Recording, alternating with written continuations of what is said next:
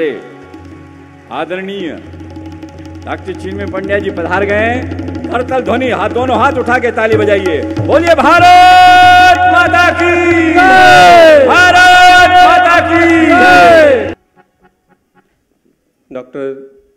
आदरणीय डॉक्टर चिन्मय पंड्या जी दीप प्रज्वलन कर रहे हैं। आप सभी हाथ जोड़े रखें, अपने भाव मिलाएं।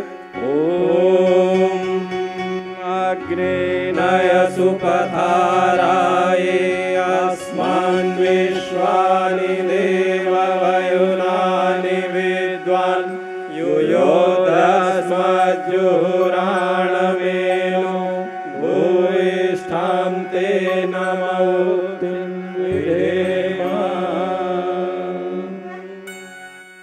हम हृदय से आभारी हैं कि वे इतने अपने जीवन के क्षण क्षण को युग ऋषि के काम में लगा करके भी बिना थके हुए आप सभी के मार्गदर्शन और उत्साहवर्धन के लिए यहाँ पर आज हमारे बीच उपस्थित हुए हैं। और अब मैं विनम्र निवेदन करूँगा हमारे महाराष्ट्र एवं गोवा जोन की ओर से कि हमारे आदरणीय श्री मनु भाई पटेल जी एवं शारदाबेन पटेल जी आदरणीय चिन्मय पंड्या जी भाई साहब का हार्दिक स्वागत अभिनंदन करें। साथ ही श्री मिहिर भाई कोटेचा जी का भी हार्दिक स्वागत अभिनंदन करेंगे।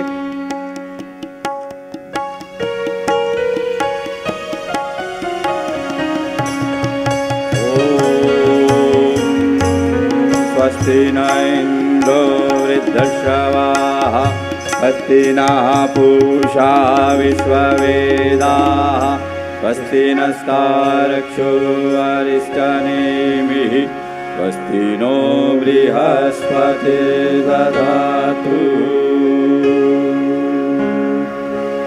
ओम मंगलम भगवान विष्णु मंगलम गरुड़ध्वजः मंगलम पुंडरीकाक्षो मंगलायतनो हरिः।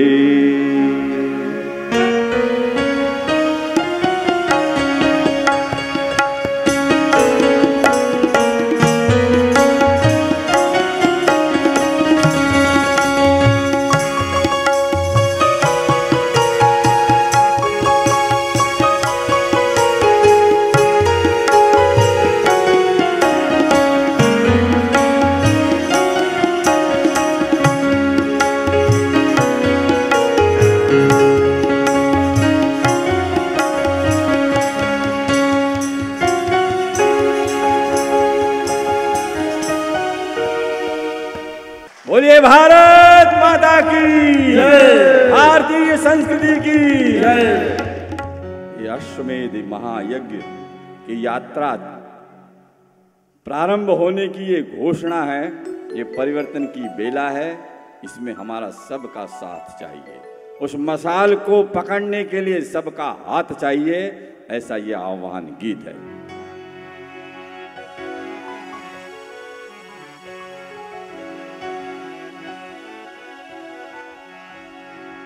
महाकाल का शंख बज गया,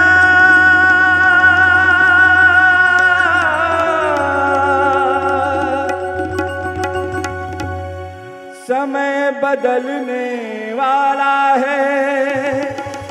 मत संशय में समय गंवाओ, यह कब रुकने वाला है। बड़ा कीमती है यह क्षण क्षण, अरे समय हो क्यों खोते। फिर मत कहना हमें समय पर सावधान तो कर देते, सावधान तो कर देते।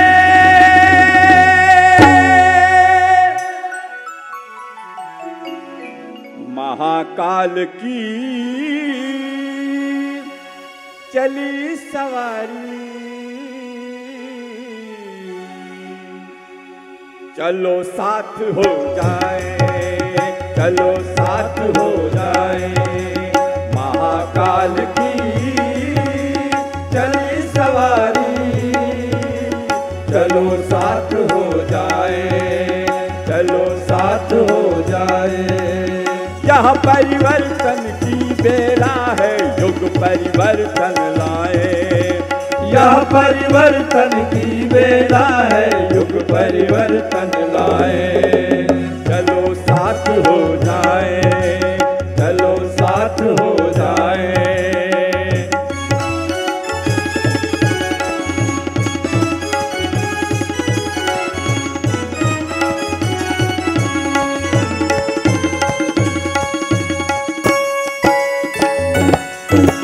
महाकाल के चरण थिरकते हैं देखो द्रुत गति से, महाकाल की चाल संभाल संभल रही न प्रगति से।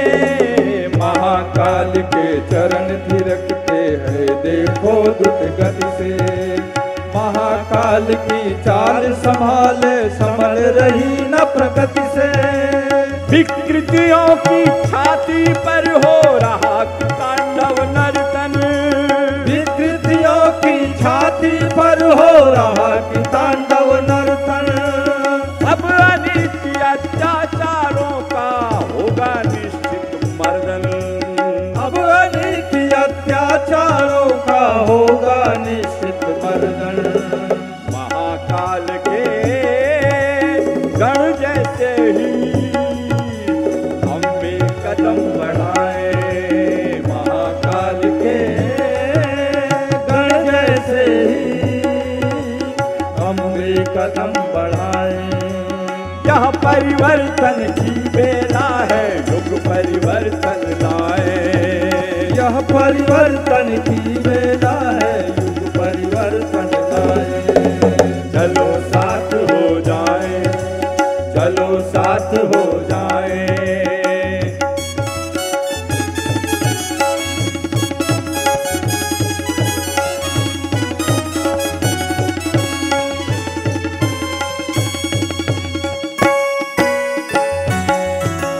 गूंज रहे धरती नभ में जय महाकाल के नारे।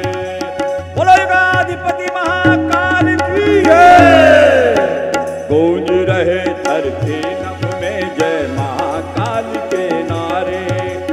महाकाल के तेवर के देखो तो तनिक इशारे। गूंज रहे धरती नभ में जय महाकाल के नारे। महाकाल के तेवर के देखो तो तनिक इशारे।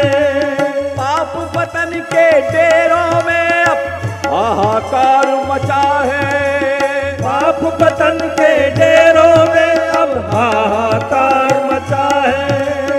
महाकाल की कुपित दृष्टि से कोई नहीं बचा है। महाकाल की कुपित दृष्टि से कोई नहीं बचा है। महाकाल के गण बनने की हिम्मत चलो जुटाए। महाकाल के गण बनने की हिम्मत चलो जुटाए। यह परिवर्तन की बेला है, युग परिवर्तन लाए। यह परिवर्तन की बेला है, युग परिवर्तन लाए। चलो साथ हो जाए, चलो साथ हो जाए।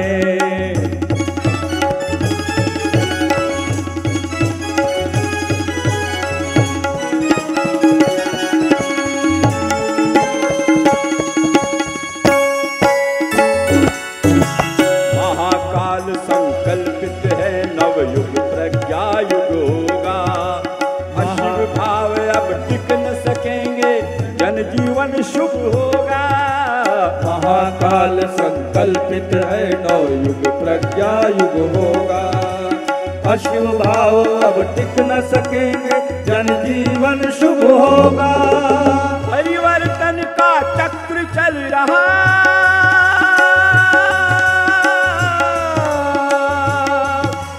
परिवर्तन का चक्र चल रहा, सभी बदल जाएंगे। परिवर्तन का चक्र चल रहा, सभी बदल जाएंगे। जो न बदल पाएंगे अपने आप कुचल जाएंगे। जो न बदल पाएंगे अपने आप कुचल जाएंगे। गूंज उठे हैं डमरू के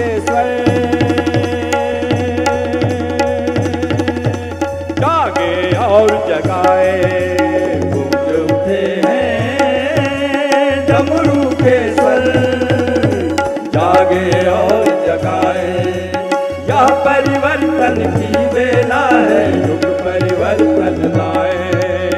यह परिवर्तन की बेला है, युग परिवर्तन लाए।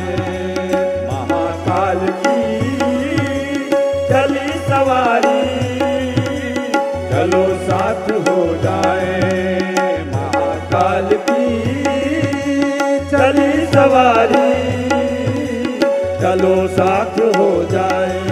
साथ होने का एक प्रमाण है और वो प्रमाण आपको देना पड़ेगा। कौन सा है?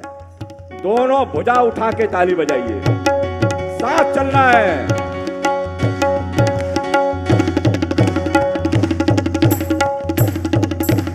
यह परिवर्तन की बेला है, युग परिवर्तन लाए। यह परिवर्तन की बेला है, युग परिवर्तन लाए। यह परिवर्तन की बेला है, युग परिवर्तन लाए। यह परिवर्तन की बेला है, युग परिवर्तन लाए। चलो साथ हो जाए, चलो साथ हो जाए, चलो साथ हो जाए। जय महासाथ हो जाए, जय जय महासाथ हो जाए, जय जय महासाथ हो जाए, जय जय महासाथ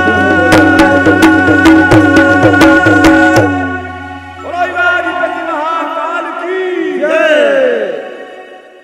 गायत्री परिवार मुंबई जो विभिन्न प्रकार की गतिविधियां चलाता आ रहा है, जिसमें कुछ प्रमुख यदि कही जाए तो सबसे प्रमुख तो एक देव कन्याओं के प्रशिक्षण का जो एक क्रम चल रहा है, जिसमें कन्याओं को ढपली, कर्मकांड, भारतीय संस्कृति के आधारभूत तत्वों के बारे में ज्ञान दिया जाता है। और साथ ही यहाँ से वो क्रम निकल करके महाराष्ट्र के 54 अलग अलग स्थानों पर पहुँच चुका है, जहाँ पर 1500 से अधिक कन्याएं देव कन्या बन करके प्रशिक्षण प्राप्त कर रही हैं। इसके अलावा टिटवाला में अश्वमेध उपवन एक लगाया गया है, जिसमें 1 लाख वृक्षों का संकल्प लिया गया था, जिसमें से अभी तक 80,000 वृक्षों का संकल्प पूर्ण हो चुका है और 20,000 पूर्ण होने में बहुत अधिक समय नहीं लगने वाला है। कैंसर से जो पीड़ित मरीज जो होते हैं, उनके इलाज के लिए शांति कुंज से देव संस्कृति विश्वविद्यालय से विशेष रूप से बनी हुई औषधि युक्त हवन सामग्री से वहाँ पर यज्ञ किया जाता है, उनको भोजन इत्यादि कराया जाता है। और इसके साथ ये पीड़ा पतन निवारण की संवेदना का ये कार्य यहाँ से किया जा रहा है। ऐसे न जाने कितने ही कार्य हैं जो मुंबई के गायत्री परिवार के हमारे कार्यकर्ता भाई बहन कर रहे हैं। और यदि कहा जाए कि वे अपने इन कार्यों से गुरु के चरणों में श्रद्धा सुमन अर्पित कर रहे हैं तो अतिशयोक्ति नहीं होगी। लेकिन आज बात यह है कि हर व्यक्ति यहाँ पर जो बैठा है वो ये चाहता है कि हम आदरणीय डॉक्टर चिन्मय जी के चरणों में भी अपने श्रद्धा सुमन अर्पित करें, उनका स्वागत सत्कार करें। और बहुत सारे व्यक्तियों की ये आकांक्षा कुछ प्रतिनिधियों के माध्यम से यहाँ पर पूरी करने हम जा रहे हैं। गायत्री परिवार मुंबई के विभिन्न शाखाओं के जो प्रतिनिधि हैं वे अब यहाँ पर आएंगे, उनसे निवेदन किया जाएगा कि वे आदरणीय डॉक्टर चिन्मय पंड्या जी भाई साहब का स्वागत करें, माल्यार्पण कर अपने श्रद्धा सुमन उन्हें अर्पित करें। इस क्रम में हमारे जो कार्यकर्ता भाई बहन हैं वे तैयार रहें। सर्वप्रथम हम निवेदन करेंगे डॉक्टर राजेंद्र त्रिपाठी जी से, जो बोरीवली उपजोन से हैं, वे यहाँ पर पधारें और आदरणीय भाई साहब का स्वागत सत्कार करें। इसके पश्चात भिवंडी उपजोन से श्री RS पांडे जी आ जाएं। श्री RS पांडे जी। दहीसर महिला मंडल से श्रीमती जयाबेन शेट्टी जी। प्रज्ञापीठ भिवंडी से श्री उपेंद्र जोशी जी। गायत्री साधना केंद्र मेड़े से श्री उमेश जोशी जी। युवा मंडल वसई से श्री उमाकांत मिश्रा जी। गायत्री परिवार मीरा रोड से श्रीमती सीता शर्मा जी।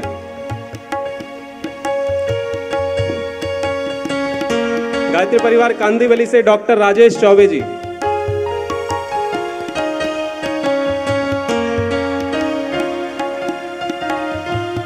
यहाँ पर आप देख सकते हैं विनम्रता का एक उत्कृष्ट उदाहरण जो अध्यात्म क्षेत्र की वरिष्ठता का द्योतक है, हमारे आदरणीय चिन्मय भैया स्वयं हमारे कार्यकर्ताओं को माल्यार्पण कर उनका स्वागत सत्कार कर रहे हैं। इसके पश्चात गायत्री परिवार मलाड से श्री सुनील दहीवरकर जी, नाला सुपारा से डॉक्टर एजी यादव जी, उल्वे महिला मंडल से श्रीमती नीबूबेन कोटड़िया जी, गायत्री परिवार नायगांव से श्रीमती आशा पासवान जी,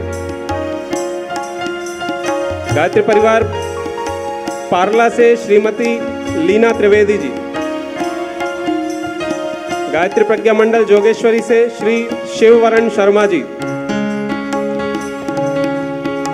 भाभा परमाणु केंद्र अणुशक्ति नगर शाखा से डॉक्टर PR यादव जी और गायत्री चेतना केंद्र सानपाड़ा की ओर से श्री मनसुख भाई पटेल जी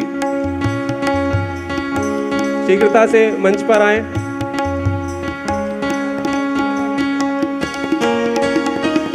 मनसुख भाई खूट जी, क्षमा कीजिएगा, ये मनसुख भाई खूट जी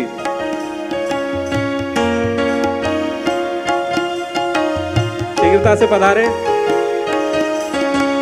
और गुरु सत्ता के शुभाशीष आदरणीय श्री चिन्मय पंड्या जी भाई साहब के माध्यम से ग्रहण करें।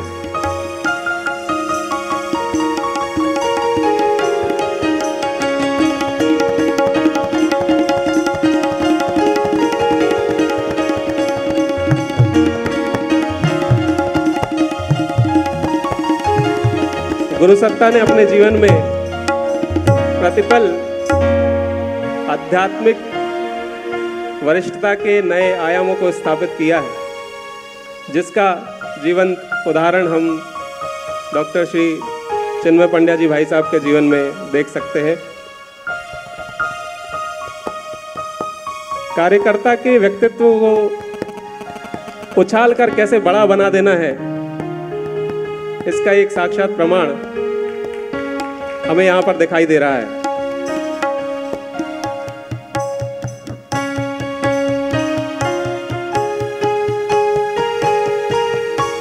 देश विदेश में विभिन्न महत्वपूर्ण स्थानों पर आदरणीय डॉक्टर चिन्मय पंड्या जी का नाम लिया जाता है, उन्हें सम्मानित किया जाता है। ऐसे महान व्यक्तित्व का हम सभी के सम्मुख कार्यकर्ताओं को सम्मानित करना, आशीर्वाद प्रदान करना एक महानता का द्योतक है। बहुत बहुत धन्यवाद आदरणीय डॉक्टर चिन्मय पंड्या जी भाई साहब। जब हमारे जीवन की रोम रोम में, हमारे कण कण में गुरु सत्ता श्रद्धेय के दिए गए विचारों और संदेश प्रेरणा का एक ऐसा ज्वालामुखी बैठा हुआ है जिसको यदि हम जगा लें तो हमारा जीवन ही हवन हो जाए, और उस जीवन को यदि हम हवन बना लें तो अश्वमेध सफल हो जाएगा। तो इस भाव से आइए हम गीत सुनते हैं हमारे शांति कुंज के उद्गाता बंधुओं के द्वारा। जिंदगी हवन कले चलो समाज के लिए, बहुत दिनों जिए मरे हैं तख्त व ताज के लिए। आइए सुनते हैं। बोलिए युगाधिपति महाकाल की। अब लगा तो ये जिंदगी हवन बन जाए। गुरु ज्ञान है, वरदान है, गुरु आत्मा का भवन है। समिधा बने इस अश्वमेध यज्ञ की, गुरु प्रज्वलित एक हवन है, गुरु प्रज्वलित एक हवन है। वो जल रहे हैं, हम अपनी क्या आहुति दे सकते हैं इसमें, यही गीत के भाव है। अपने हिस्से का काम खुद को ढूंढना है भाई, ठीक है।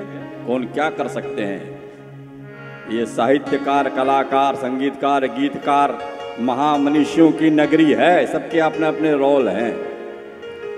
ख्वाहिशों से नहीं गिरते हैं फूल झोली में, कर्म की शाख को हिलाना होगा।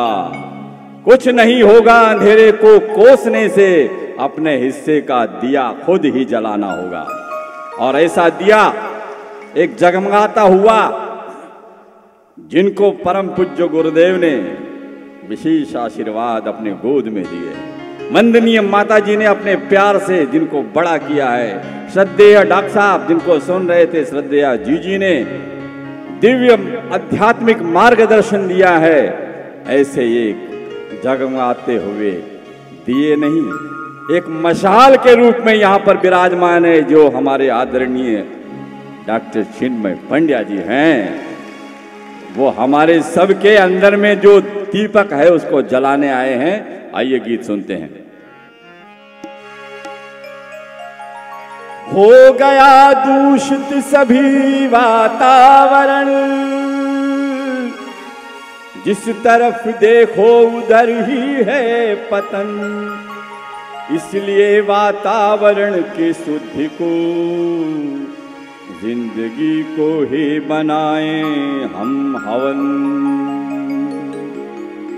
जिंदगी हवन करें, चलो समाज के लिए, चलो समाज के लिए। बहुत दिनों मरे जिए हैं तख्त ताज के लिए, बहुत दिनों मरे जिए हैं तख्त ताज के लिए। जिंदगी हवन करें, चलो समाज के लिए, चलो समाज के लिए। बहुत दिनों मरे जिए हैं तख्त ताज के लिए, बहुत दिनों मरे जिए हैं तख्त ताज के लिए। जिंदगी हवन करें।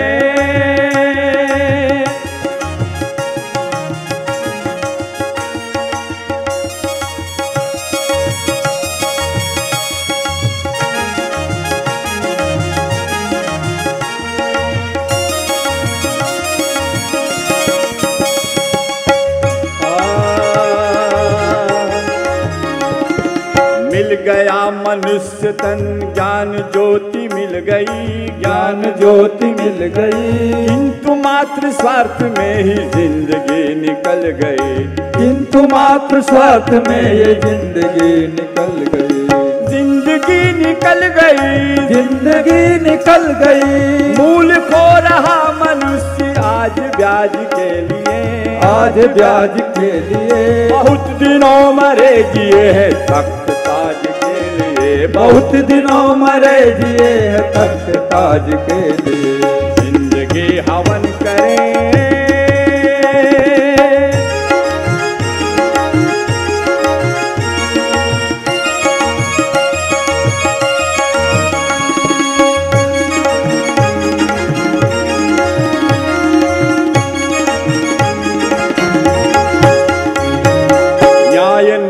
प्रीति रीति दीनहीन हो रही, दीनहीन हो रही। प्यार आग बुझ रही, प्रकाशहीन हो रही, प्यार आग बुझ रही, प्रकाशहीन हो रही, प्रकाशहीन हो रही, प्रकाशहीन हो रही। जिंदगी बनी हुई मशीन आज के लिए, मशीन आज के लिए। बहुत दिनों मरे जिए हैं तख्त ताज के लिए, बहुत दिनों मरे जिए हैं तख्त ताज के लिए। जिंदगी हवन करें।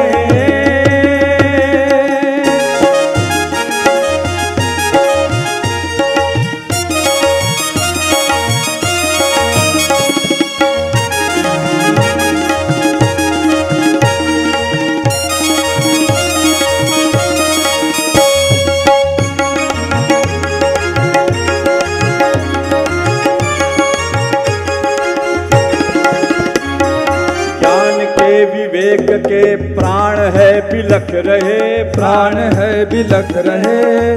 दुष्ट दोष पा रहे कि श्रेष्ठ जन सिसक रहे, दुष्ट दोष पा रहे कि श्रेष्ठ जन सिसक रहे। श्रेष्ठ जन सिसक रहे, श्रेष्ठ जन सिसक रहे। शीलवाद प्रण करे विवेक लाज के लिए, विवेक लाज के लिए। बहुत दिनों मरे जिए हैं तख्त ताज के लिए, बहुत दिनों मरे जिए हैं तख्त ताज के लिए। जिंदगी हवन करें।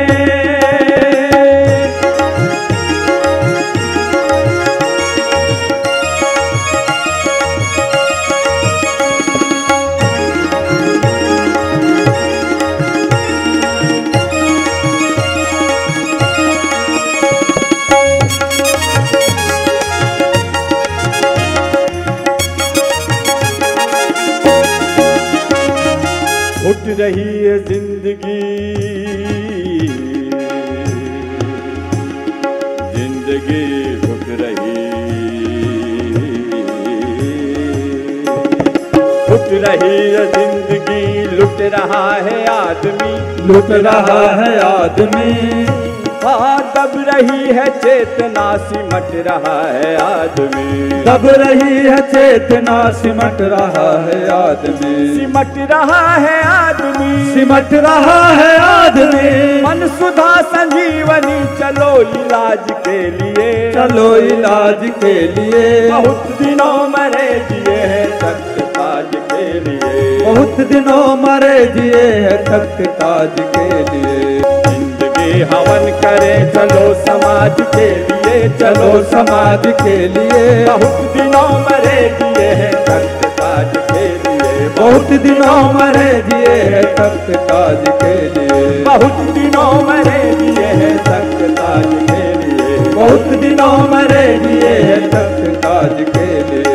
जिंदगी हवन करें चलो समाज के लिए, चलो समाज के लिए, चलो समाज के लिए, चलो समाज के लिए। बहुत दिनों मरे जिए हैं तख्त ताज के लिए, बहुत दिनों मरे जिए हैं तख्त ताज के लिए। जिंदगी हवन करें, जिंदगी हवन करें।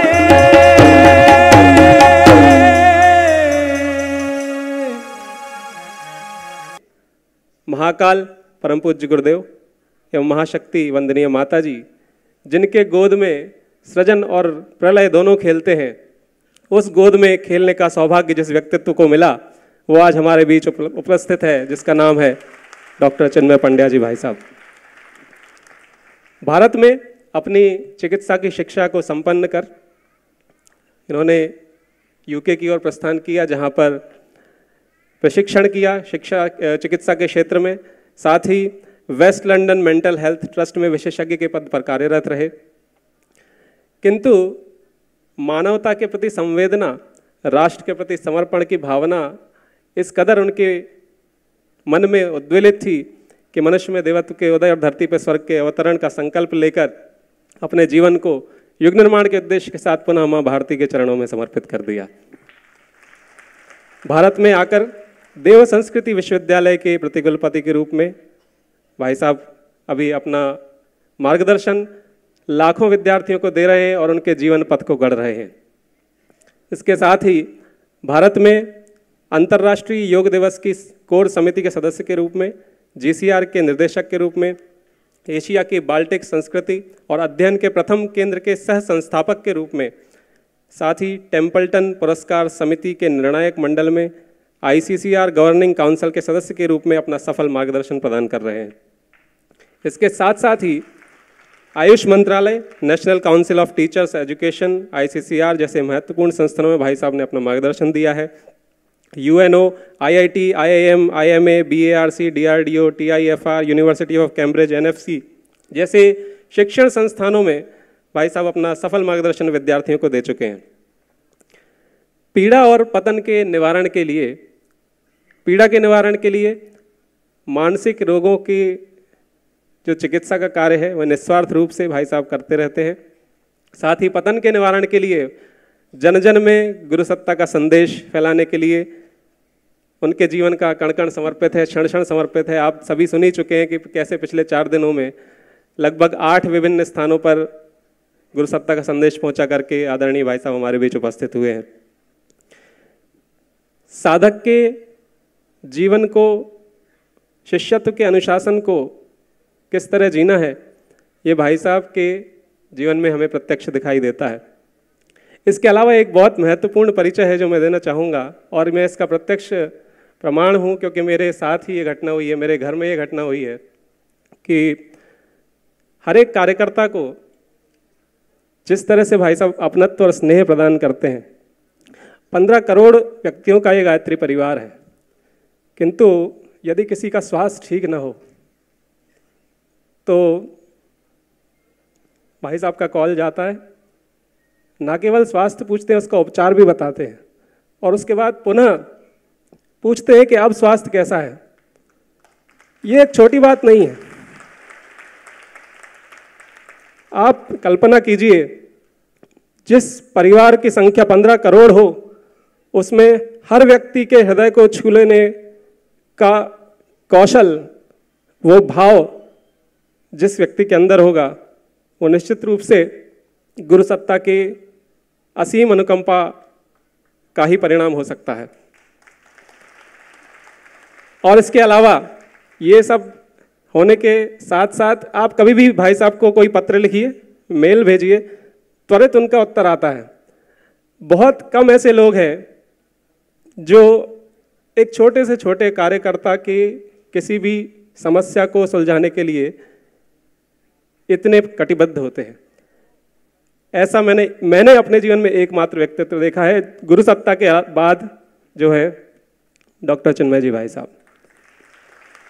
और अब अधिक नहीं कहूँगा, उनका व्यक्तित्व ही उनकी विनम्रता, उनकी वरिष्ठता का परिचायक है, द्योतक है। और इस विराट व्यक्तित्व को मैं इन शब्दों के साथ आमंत्रित करना चाहूँगा कि बड़े नामों में यूँ तो सैकड़ों के नाम आए हैं, उन्हें वंदन है जो भगवान के कुछ काम आए हैं। बहुत बहुत स्वागत है सर। परम पूज्य गुरुदेव परम वंदनीय माता जी की दिव्य उपस्थिति को साक्षी मानते हुए माँ गायत्री के पावन मंत्र के साथ मैं अपनी बात को आरंभ करना चाहता हूँ।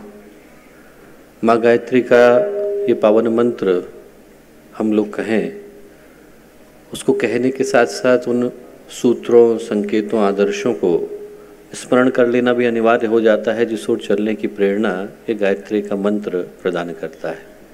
अभी आप आदरणीय भाई साहब के माध्यम से हम लोगों के लिए कुछ शब्दों को सुन रहे थे।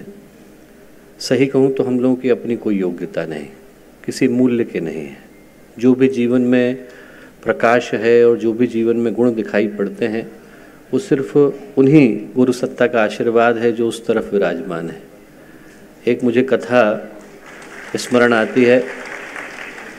अब्दुल रहीम खान खाना सम्राट अकबर के दरबार में एक बड़े ही प्रसिद्ध कवि भी हुए और कुशल रणनीतिकार भी थे। उनकी कविताओं से प्रसन्न होकर कभी कभी अकबर उनको हीरे जवाहरात ये सब प्रदान कर दिया करते थे। और अब्दुल रहीम खान खाना की आदत थी कि यदि उन्हें कोई चीज़ मिलती थी तो उसको ले जाकर वो तुरंत बांट दिया करते थे। और जब बांटते थे तो बांटते समय में अपनी आंखें बंद कर लिया करते थे। एक दिन कवि गंग उनसे मिलने के लिए पहुँचे और उन्होंने देखा कि रहीम जो है वो बांटते चले जा रहे हैं, पर जब बांट रहे हैं तो बांटते समय में उनकी आंखें बंद हैं, चेहरा नीचे को झुका हुआ है। तो ऐसे में क्या है कि एक व्यक्ति 8 बार पंक्ति में जाकर के लग गया। उसे लगा देख तो रहे नहीं है, एक बार हीरा ले गया, एक बार जवाहरात ले गया, 8 बार पंक्ति में लगा। तो इसको देख करके कवि गंग ने कहा कि अब इसी व्यक्ति के सामने बोलना तो उत्तम नहीं है। उनने कविता में अब्दुल रहीम खान खाना से कहा, उनने कहा कहाँ से सीखी नवाब जो ऐसी देनी देन। नवाब साहब ये देने का तरीका आपने कहाँ से सीखा? ज्यों ज्यों हाथ ऊपर उठे त्यों त्यों नीचे नैन। हाथ ऊपर को जा रहे हैं, आंखें नीचे को हैं। तो अब्दुल रहीम खान खाना उनकी बात को समझ करके ये बोले कविता में, बोले देनहार कोई और है जो देता दिन रैन। देने वाला तो कोई और है जो रात दिन हम सबको देता है। लोग भरम मोपे करें ताते नीचे नैन। देने वाला वहाँ बैठा है, जो प्रकाश है वो सूरज से निकलता है और ऐसा लगता है कि चंद्रमा भी उस प्रकाश को दे रहा है, पर ऐसा होता नहीं। जो हम सब के पीछे जीवन को प्रकाश देने वाले, पुण्य देने वाले, तप देने वाले और जीवन की दिशा देने वाले हैं वो परम पूज्य गुरुदेव है। और ये हम लोगों का सौभाग्य है कि ऐसी महान शक्ति से जुड़ पाने का सौभाग्य हम लोगों को मिला। जो झाड़ झंकाड़ होते हैं वो यदि चंदन के पास जाकर के बैठ जाते हैं तो वो भी खुशबू देने लग जाते हैं। पानी यदि दूध में मिल जाता है तो वो भी दूध ही कहलाता है। और यदि पारस से जाकर के लोहा छू जाता है तो वो भी सोने में बदल जाता है। जो हमारे जीवन में कुछ भी अच्छा है वो उसी गुरु सत्ता के कारण है। तो उन्हीं गुरु सत्ता का स्मरण हम लोगों के लिए सर्वोपरि आवश्यकता बन जाता है। और मुझे लगता है कि एक बड़ा सौभाग्य हम लोगों को मिला कि ऐसी गुरु सत्ता के साथ जुड़ पाने का, ऐसी ईश्वरीय चेतना के साथ जुड़ पाने का सौभाग्य, सुअवसर, सुयोग हम लोगों को मिल पाया। एक संत कबीर के शिष्य हुए, नाम था उनका धनीदास। और जब पहली बार उन्होंने दीक्षा ली तो संत कबीर ने उनसे कहा कि अब धनी नाम हटा दो, अब अपने नाम के आगे धर्म लगा लो। तो संत कबीर के वो शिष्य हुए जिनने अपना नाम रखा धर्मदास। और उनकी लिखी हुई एक पंक्ति है, कविता है। उनने कहा, कोई कोई लांदे कासा पीतल। कुछ लोग जो है वो कासा और पीतल लाते हैं, कोई कोई लौंग सुपारी, कुछ लोग लौंग और सुपारी को लाते हैं। हम तो लादा नाम हरि का पूरन खेप हमारी। हम लोगों ने अपने जीवन में गुरु का नाम धारण किया है और वही हमारे जीवन की पूर्णता है।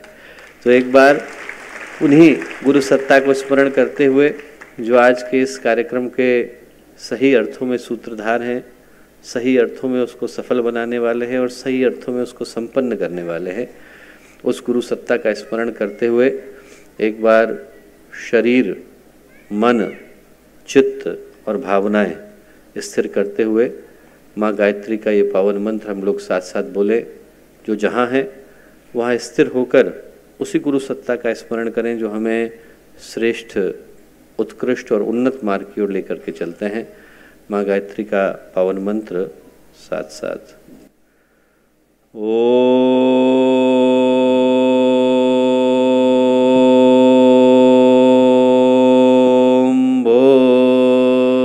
भूर्भुवः स्वः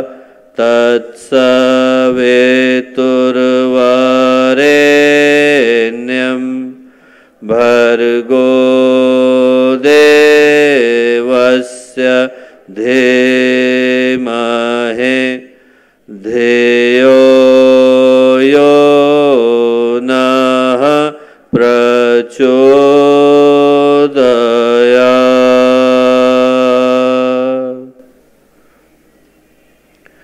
परम पूज्य गुरुदेव, परम वंदनीय माता जी के दिव्य संरक्षण में आज का ये अत्यंत ही पावन दिन, महत्वपूर्ण अवसर, मुंबई अश्वमेध के इस संकल्प समारोह के लिए हम लोग यहाँ गडकरी सभागृह के अंदर उपस्थित हैं। तो इस शुभ अवसर पर हम लोगों के साथ यहाँ मंच पर उपस्थित आदरणीय मनु भाई, यहाँ उपस्थित शांति कुंज की टोली के सभी सम्मानित सदस्यगण, मुंबई के विभिन्न स्थानों से आए, महाराष्ट्र के विभिन्न स्थानों से आए, यहाँ तक कि मध्य प्रदेश और राजस्थान से आए गायत्री परिवार के सभी वरिष्ठ, सम्मानित और विशिष्ट कार्यकर्तागण, प्यारे भाइयों बहनों और प्यारे मित्रों, आज जब हम लोग इस सभागृह के अंदर उपस्थित हैं तो आज की इस दिन को मैं एक बड़े ही ऐतिहासिक दिन के रूप में पुकारना चाहूँगा। आज का जो ये दिन है वो हम लोगों के लिए इस घोषणा के साथ सौभाग्य के उद्घोष को लेकर के आया है। मुंबई के लिए सौभाग्य के उद्घोष को लेकर के आया है। गायत्री परिवार के लिए सौभाग्य के उद्घोष को लेकर के आया है। भारत के लिए सौभाग्य के उद्घोष को लेकर के आया है। भारतीय संस्कृति के लिए सौभाग्य के उद्घोष को लेकर के आया है। वो सारे लोग जो इस सभागृह के अंदर मौजूद हैं, जिन तक भी आवाज पहुंच रही है, उनमें से प्रत्येक व्यक्ति के लिए सौभाग्य के उद्घोष को लेकर के आया है। और हमारे बाद जो पीढ़ियां यहाँ पर आने वाली हैं उनके लिए भी सौभाग्य के उद्घोष को लेकर के आया है। क्यों लेकर के आया है? इसलिए लेकर के आया है दोस्तों, क्योंकि ये जो यज्ञ की परंपरा है, इसका मुंबई की धरती पर आगमन अपने आप में एक सौभाग्यशाली शुरुआत के रूप में हम लोग स्मरण कर सकते हैं। भारतीय जो चिंतन परंपरा रही और जो भारतीय अध्यात्मवेदता रहे, ऋषि रहे, मुनि रहे, भारत में जो विभिन्न योगियों, तपस्वियों ने जन्म लिया, उनने भारतीय संस्कृति के अंदर कुछ महत्वपूर्ण परंपराओं को बड़े गंभीर ज्ञान और विज्ञान के साथ प्रतिष्ठित किया। और उन परंपराओं में इस यज्ञ की परंपरा को हम लोग सबसे महत्वपूर्ण मानते हैं। इतना महत्वपूर्ण मानते हैं कि हम यज्ञ को भारतीय संस्कृति का मेरुदंड कह सकते हैं। We can call it the vertebral column of the Indian culture. यदि आपने इसको नष्ट कर दिया तो आप पूरी भारतीय संस्कृति को ध्वस्त कर पाने की सामर्थ्य रखते हैं। एक बार ये नष्ट हो गया तो दोबारा से भारत का और भारतीय चिंतन का, भारतीय अध्यात्म का, भारतीय संस्कृति का खड़ा हो पाना संभव नहीं। इतना ज़्यादा मूल्यवान ये यज्ञ का क्रम है और इतनी ज़्यादा मूल्यवान ये यज्ञ की परंपरा है। ये आप समझ लीजिए कि जिस संस्कृति को नष्ट कर पाने की सामर्थ्य अनेकों वर्षों के, शकों के, हूणों के, मुगलों के, मंगोलों के और अंग्रेजों के आक्रमण न कर सके, उस संस्कृति को नष्ट कर पाने की, उसको हानि पहुंचा पाने की सामर्थ्य इस यज्ञ की परंपरा के अंदर आ जाती है। इसीलिए तो जब यज्ञ के ऊपर संकट आता है तो स्वयं भगवान को धरती पर आकर उसकी सुरक्षा करनी पड़ती है। और यही कारण है कि इस यज्ञ के जितने भौतिक लाभ हैं, आध्यात्मिक लाभ हैं, उनकी तारीफ करते, प्रशंसा करते, वेद पुराण उपनिषद थकते नहीं। जितने धर्मशास्त्र हैं उनमें एक से एक बढ़कर इसी यज्ञ की परंपरा का वर्णन है। मैं इस विषय में इसलिए बोल रहा हूँ ताकि हम लोग इस मूल्य को समझ सकें कि जिस संकल्प को लेने के लिए हम लोग एकत्रित हैं वो मात्र आयोजन नहीं है। हम लोग यहाँ पर भगवान के द्वारा प्रतिष्ठित एक ऐसी परंपरा का स्मरण करने के लिए एकत्रित हैं जिसके ऊपर पूरी भारतीय संस्कृति का भवन टिका हुआ है। जो भारत है, भारतीयता है, भारतीय संस्कृति। आज हम लोग सोचे कि हम लोगों के लिए कितनी मूल्य की घड़ी आई है कि उस भारतीय संस्कृति के भवन को सुरक्षित रखने की जिम्मेवारी गायत्री परिवार को सौंपी गई है। और जब हम मुंबई के इस महानगरी के अंदर अश्वमेध यज्ञ के आगमन के इस संकल्प को लेने के लिए एकत्रित हुए हैं तो उद्देश्य मात्र आयोजन को करना नहीं है। जिस आहुति को हम लोग देने के लिए जा रहे हैं और जिस संकल्प को हम लोग लेने के लिए जा रहे हैं उसका मूल्य इतना हो जाता है कि उसके अंदर से जो प्रकाश निकलने वाला है, उसके अंदर से जो सुरक्षा का कवच निकलने वाला है, वो आने वाले कई वर्षों तक भारत को, भारतीय संस्कृति को और भारतीयता को सुरक्षित रखने वाला है। ये जो दोनों के मध्य का संबंध है, भारत और यज्ञ के मध्य का संबंध, वो इतना घनिष्ठ है, इतना ज्यादा जरूरी, इतना ज्यादा महत्वपूर्ण है कि आप सोच करके देखिए कि गुरुदेव ने जब पहला उद्घोष दिया तो क्या कहा? देव संस्कृति के निर्माता यज्ञ पिता गायत्री माता, कि हमारे माता पिता एक ही हैं, एक का नाम माँ गायत्री है और एक का नाम पिता यज्ञ है। हम लोग मुंबई के अंदर अपने पिता के आगमन का सौभाग्य लेकर के आज एकत्रित हुए हैं। जिस चीज के लिए हम लोग एकत्रित हुए हैं, ये जो भारतीय संस्कृति का भवन है, ये दो ही चीजों पर टिका हुआ है। या तो व्यक्ति को शुभ विचार दिए जाएं, शुभ भाव दिए जाएं, शुभ प्रवृत्तियां दिए जाएं, वो देने की जिम्मेवारी किसकी है? माँ की है, माँ गायत्री की है। और या फिर व्यक्ति को शुभ कर्म करने के लिए, शुभ आचरण करने के लिए, शुभ प्रवृत्तियों का अनुकरण करने के लिए प्रेरित किया जाए, और वो जिम्मेवारी किसकी है? यज्ञ की है, हमारे पिता की है। हम लोग यहाँ पर एकत्रित हुए हैं क्योंकि मुंबई की महानगरी के अंदर हमारे पिता का आगमन होने वाला है, पूरे भारत के पिता का आगमन होने वाला है, पूरी भारतीय संस्कृति के पिता का आगमन होने वाला है। आज के दिन इस सौभाग्य को हमें स्मरण करने की आवश्यकता है। ये जिम्मेवारी साधारण नहीं है दोस्तों। जिम्मेवारी किसी अन्य संगठन को नहीं सौंपी गई, उस संगठन को सौंपी गई जिसके ऊपर युग परिवर्तन का दायित्व है, जिसके ऊपर ये दायित्व है कि हर व्यक्ति के अंदर जो छुपी हुई दिव्यता है, पवित्रता है, महानता है, उसके अंदर जो ईश्वरीय तत्व विद्यमान है, उसको हम लोग जला करके आए, उसको एक बार हवा दे करके आए, उसको एक बार आग लगा करके आए, ताकि उसके अंदर छुपी हुई चिंगारी देखते देखते मशाल के अंदर बदल जाए। इसीलिए आप सोच के देखो कि ये जो गायत्री परिवार के अंदर गुरुदेव ने परंपराएं रखी, पर्व कोई हो, आयोजन कोई हो, उद्देश्य कोई सा भी हो, बिना यज्ञ के हम पूरा मानते हैं क्या? एक बार माता पिता तैयार हों और उस समय में जब वो एक श्रेष्ठ आत्मा को अपने घर में आने के लिए आमंत्रण भेजते हैं, अत्रि अनुसुईया तैयार थे, आमंत्रण भेजा तो क्या किया? यज्ञ किया। जब दशरथ ने भगवान राम को बुलाने के लिए यज्ञ किया तो क्या किया? पुत्रेष्टि यज्ञ किया। और वो आत्मा आकर के बैठ जाती है। जब वो अंदर आकर के बैठी तो उस समय में हम लोग पुंसवन का संस्कार करते हैं, गर्भोत्सव का करते हैं, उस समय में हम सीमंतोन्नयन का करते हैं, गर्भाधान का करते हैं। किसके साथ करते हैं? यज्ञ के साथ करते हैं। वो बच्चा पैदा हो जाता है, उसका संस्कार होता है तो किसके साथ होता है? यज्ञ के साथ होता है। पहला अक्षर लिखता है, पहला खाना खाता है, यज्ञोपवीत करता है, उपनयन करता है, पढ़ने के लिए जाता है, चूड़ा कर्म करता है, किसके साथ करता है? यज्ञ के साथ करता है। विवाह होता है, यज्ञ के साथ होता है। और जब ये शरीर एक दिन भगवान बुला लेता है अपने पास, आत्मा को खींच लेता है, उस समय में जब शरीर एक मृत शरीर में बदल गया है, उसको ले जाकर के हम चिता के ऊपर रखते हैं, अग्नि का संस्कार होता है, तो किसके साथ होता है? यज्ञ के साथ होता है। जिस आत्मा की यात्रा शुरू यज्ञ के साथ हुई, उसी आत्मा का अंतिम संस्कार भी यज्ञ के साथ ही होता है। हम लोग रख करके बोलते हैं आयुर्यज्ञेन कल्पताम, बाहुर्यज्ञेन कल्पताम, चक्षुर्यज्ञेन कल्पताम, श्रृणुतयज्ञेन कल्पताम, कि आपने आयु दी थी, लौटा रहे हैं, बाहुएं दी थी, लौटा रहे हैं, आंखें दी थी, लौटा रहे हैं, सुनने की क्षमता दी थी, लौटा रहे हैं। हे भगवान, हमने यज्ञ के साथ इस यात्रा को प्रारंभ किया और यज्ञ के साथ ही हम इस यात्रा का अंत कर रहे हैं। हमारा जो जुड़वा भाई है उसका नाम यज्ञ है। हम लोग धरती पर आए हैं और हमारे को भगवान ने एक जुड़वा भाई दे करके भेजा और उसका नाम कहा यज्ञ। इस भारतीय संस्कृति के अंदर सबसे महत्वपूर्ण, सबसे दिव्य, सबसे पावन परंपरा कोई रही है तो यज्ञ की परंपरा रही। आप उठा करके देखिए धर्मशास्त्रों को, जब शतपथ ब्राह्मण शुरू नहीं होता तो कहता है यज्ञो वही विष्णु, कि यज्ञ ही भगवान विष्णु है। वही का मतलब absolutely no confusion about it, with guarantee हम लोग कह रहे हैं कि यज्ञ ही भगवान विष्णु है। यज्ञ भी भगवान विष्णु नहीं, यज्ञ ही भगवान विष्णु है। कि इसी यज्ञ के ऊपर पूरी भारतीय संस्कृति को, पूरे विश्व को, ब्रह्मांड को, सृष्टि को, उस सारी व्यवस्था को जिसको हम प्रकृति का इस खेल मानते हैं, संचार मानते हैं, उसकी व्यवस्था की जिम्मेवारी किसको सौंपी गई है? यज्ञ को सौंपी गई है। थोड़ा और आगे बढ़ते हैं तो शास्त्र कहते हैं यज्ञ भुवनस्य नाभे, पूरे विश्व का जो प्लेसेंटा है वो कौन है? यज्ञ है। हमारी प्रकृति माँ ने हमें अपने गर्भ के अंदर सुरक्षित रखा और हमें पोषण किसके माध्यम से पहुंचाती है? उनका जो गर्भनाल है वो क्या है? यज्ञ। उसके माध्यम से पूरी सृष्टि पोषित होती है।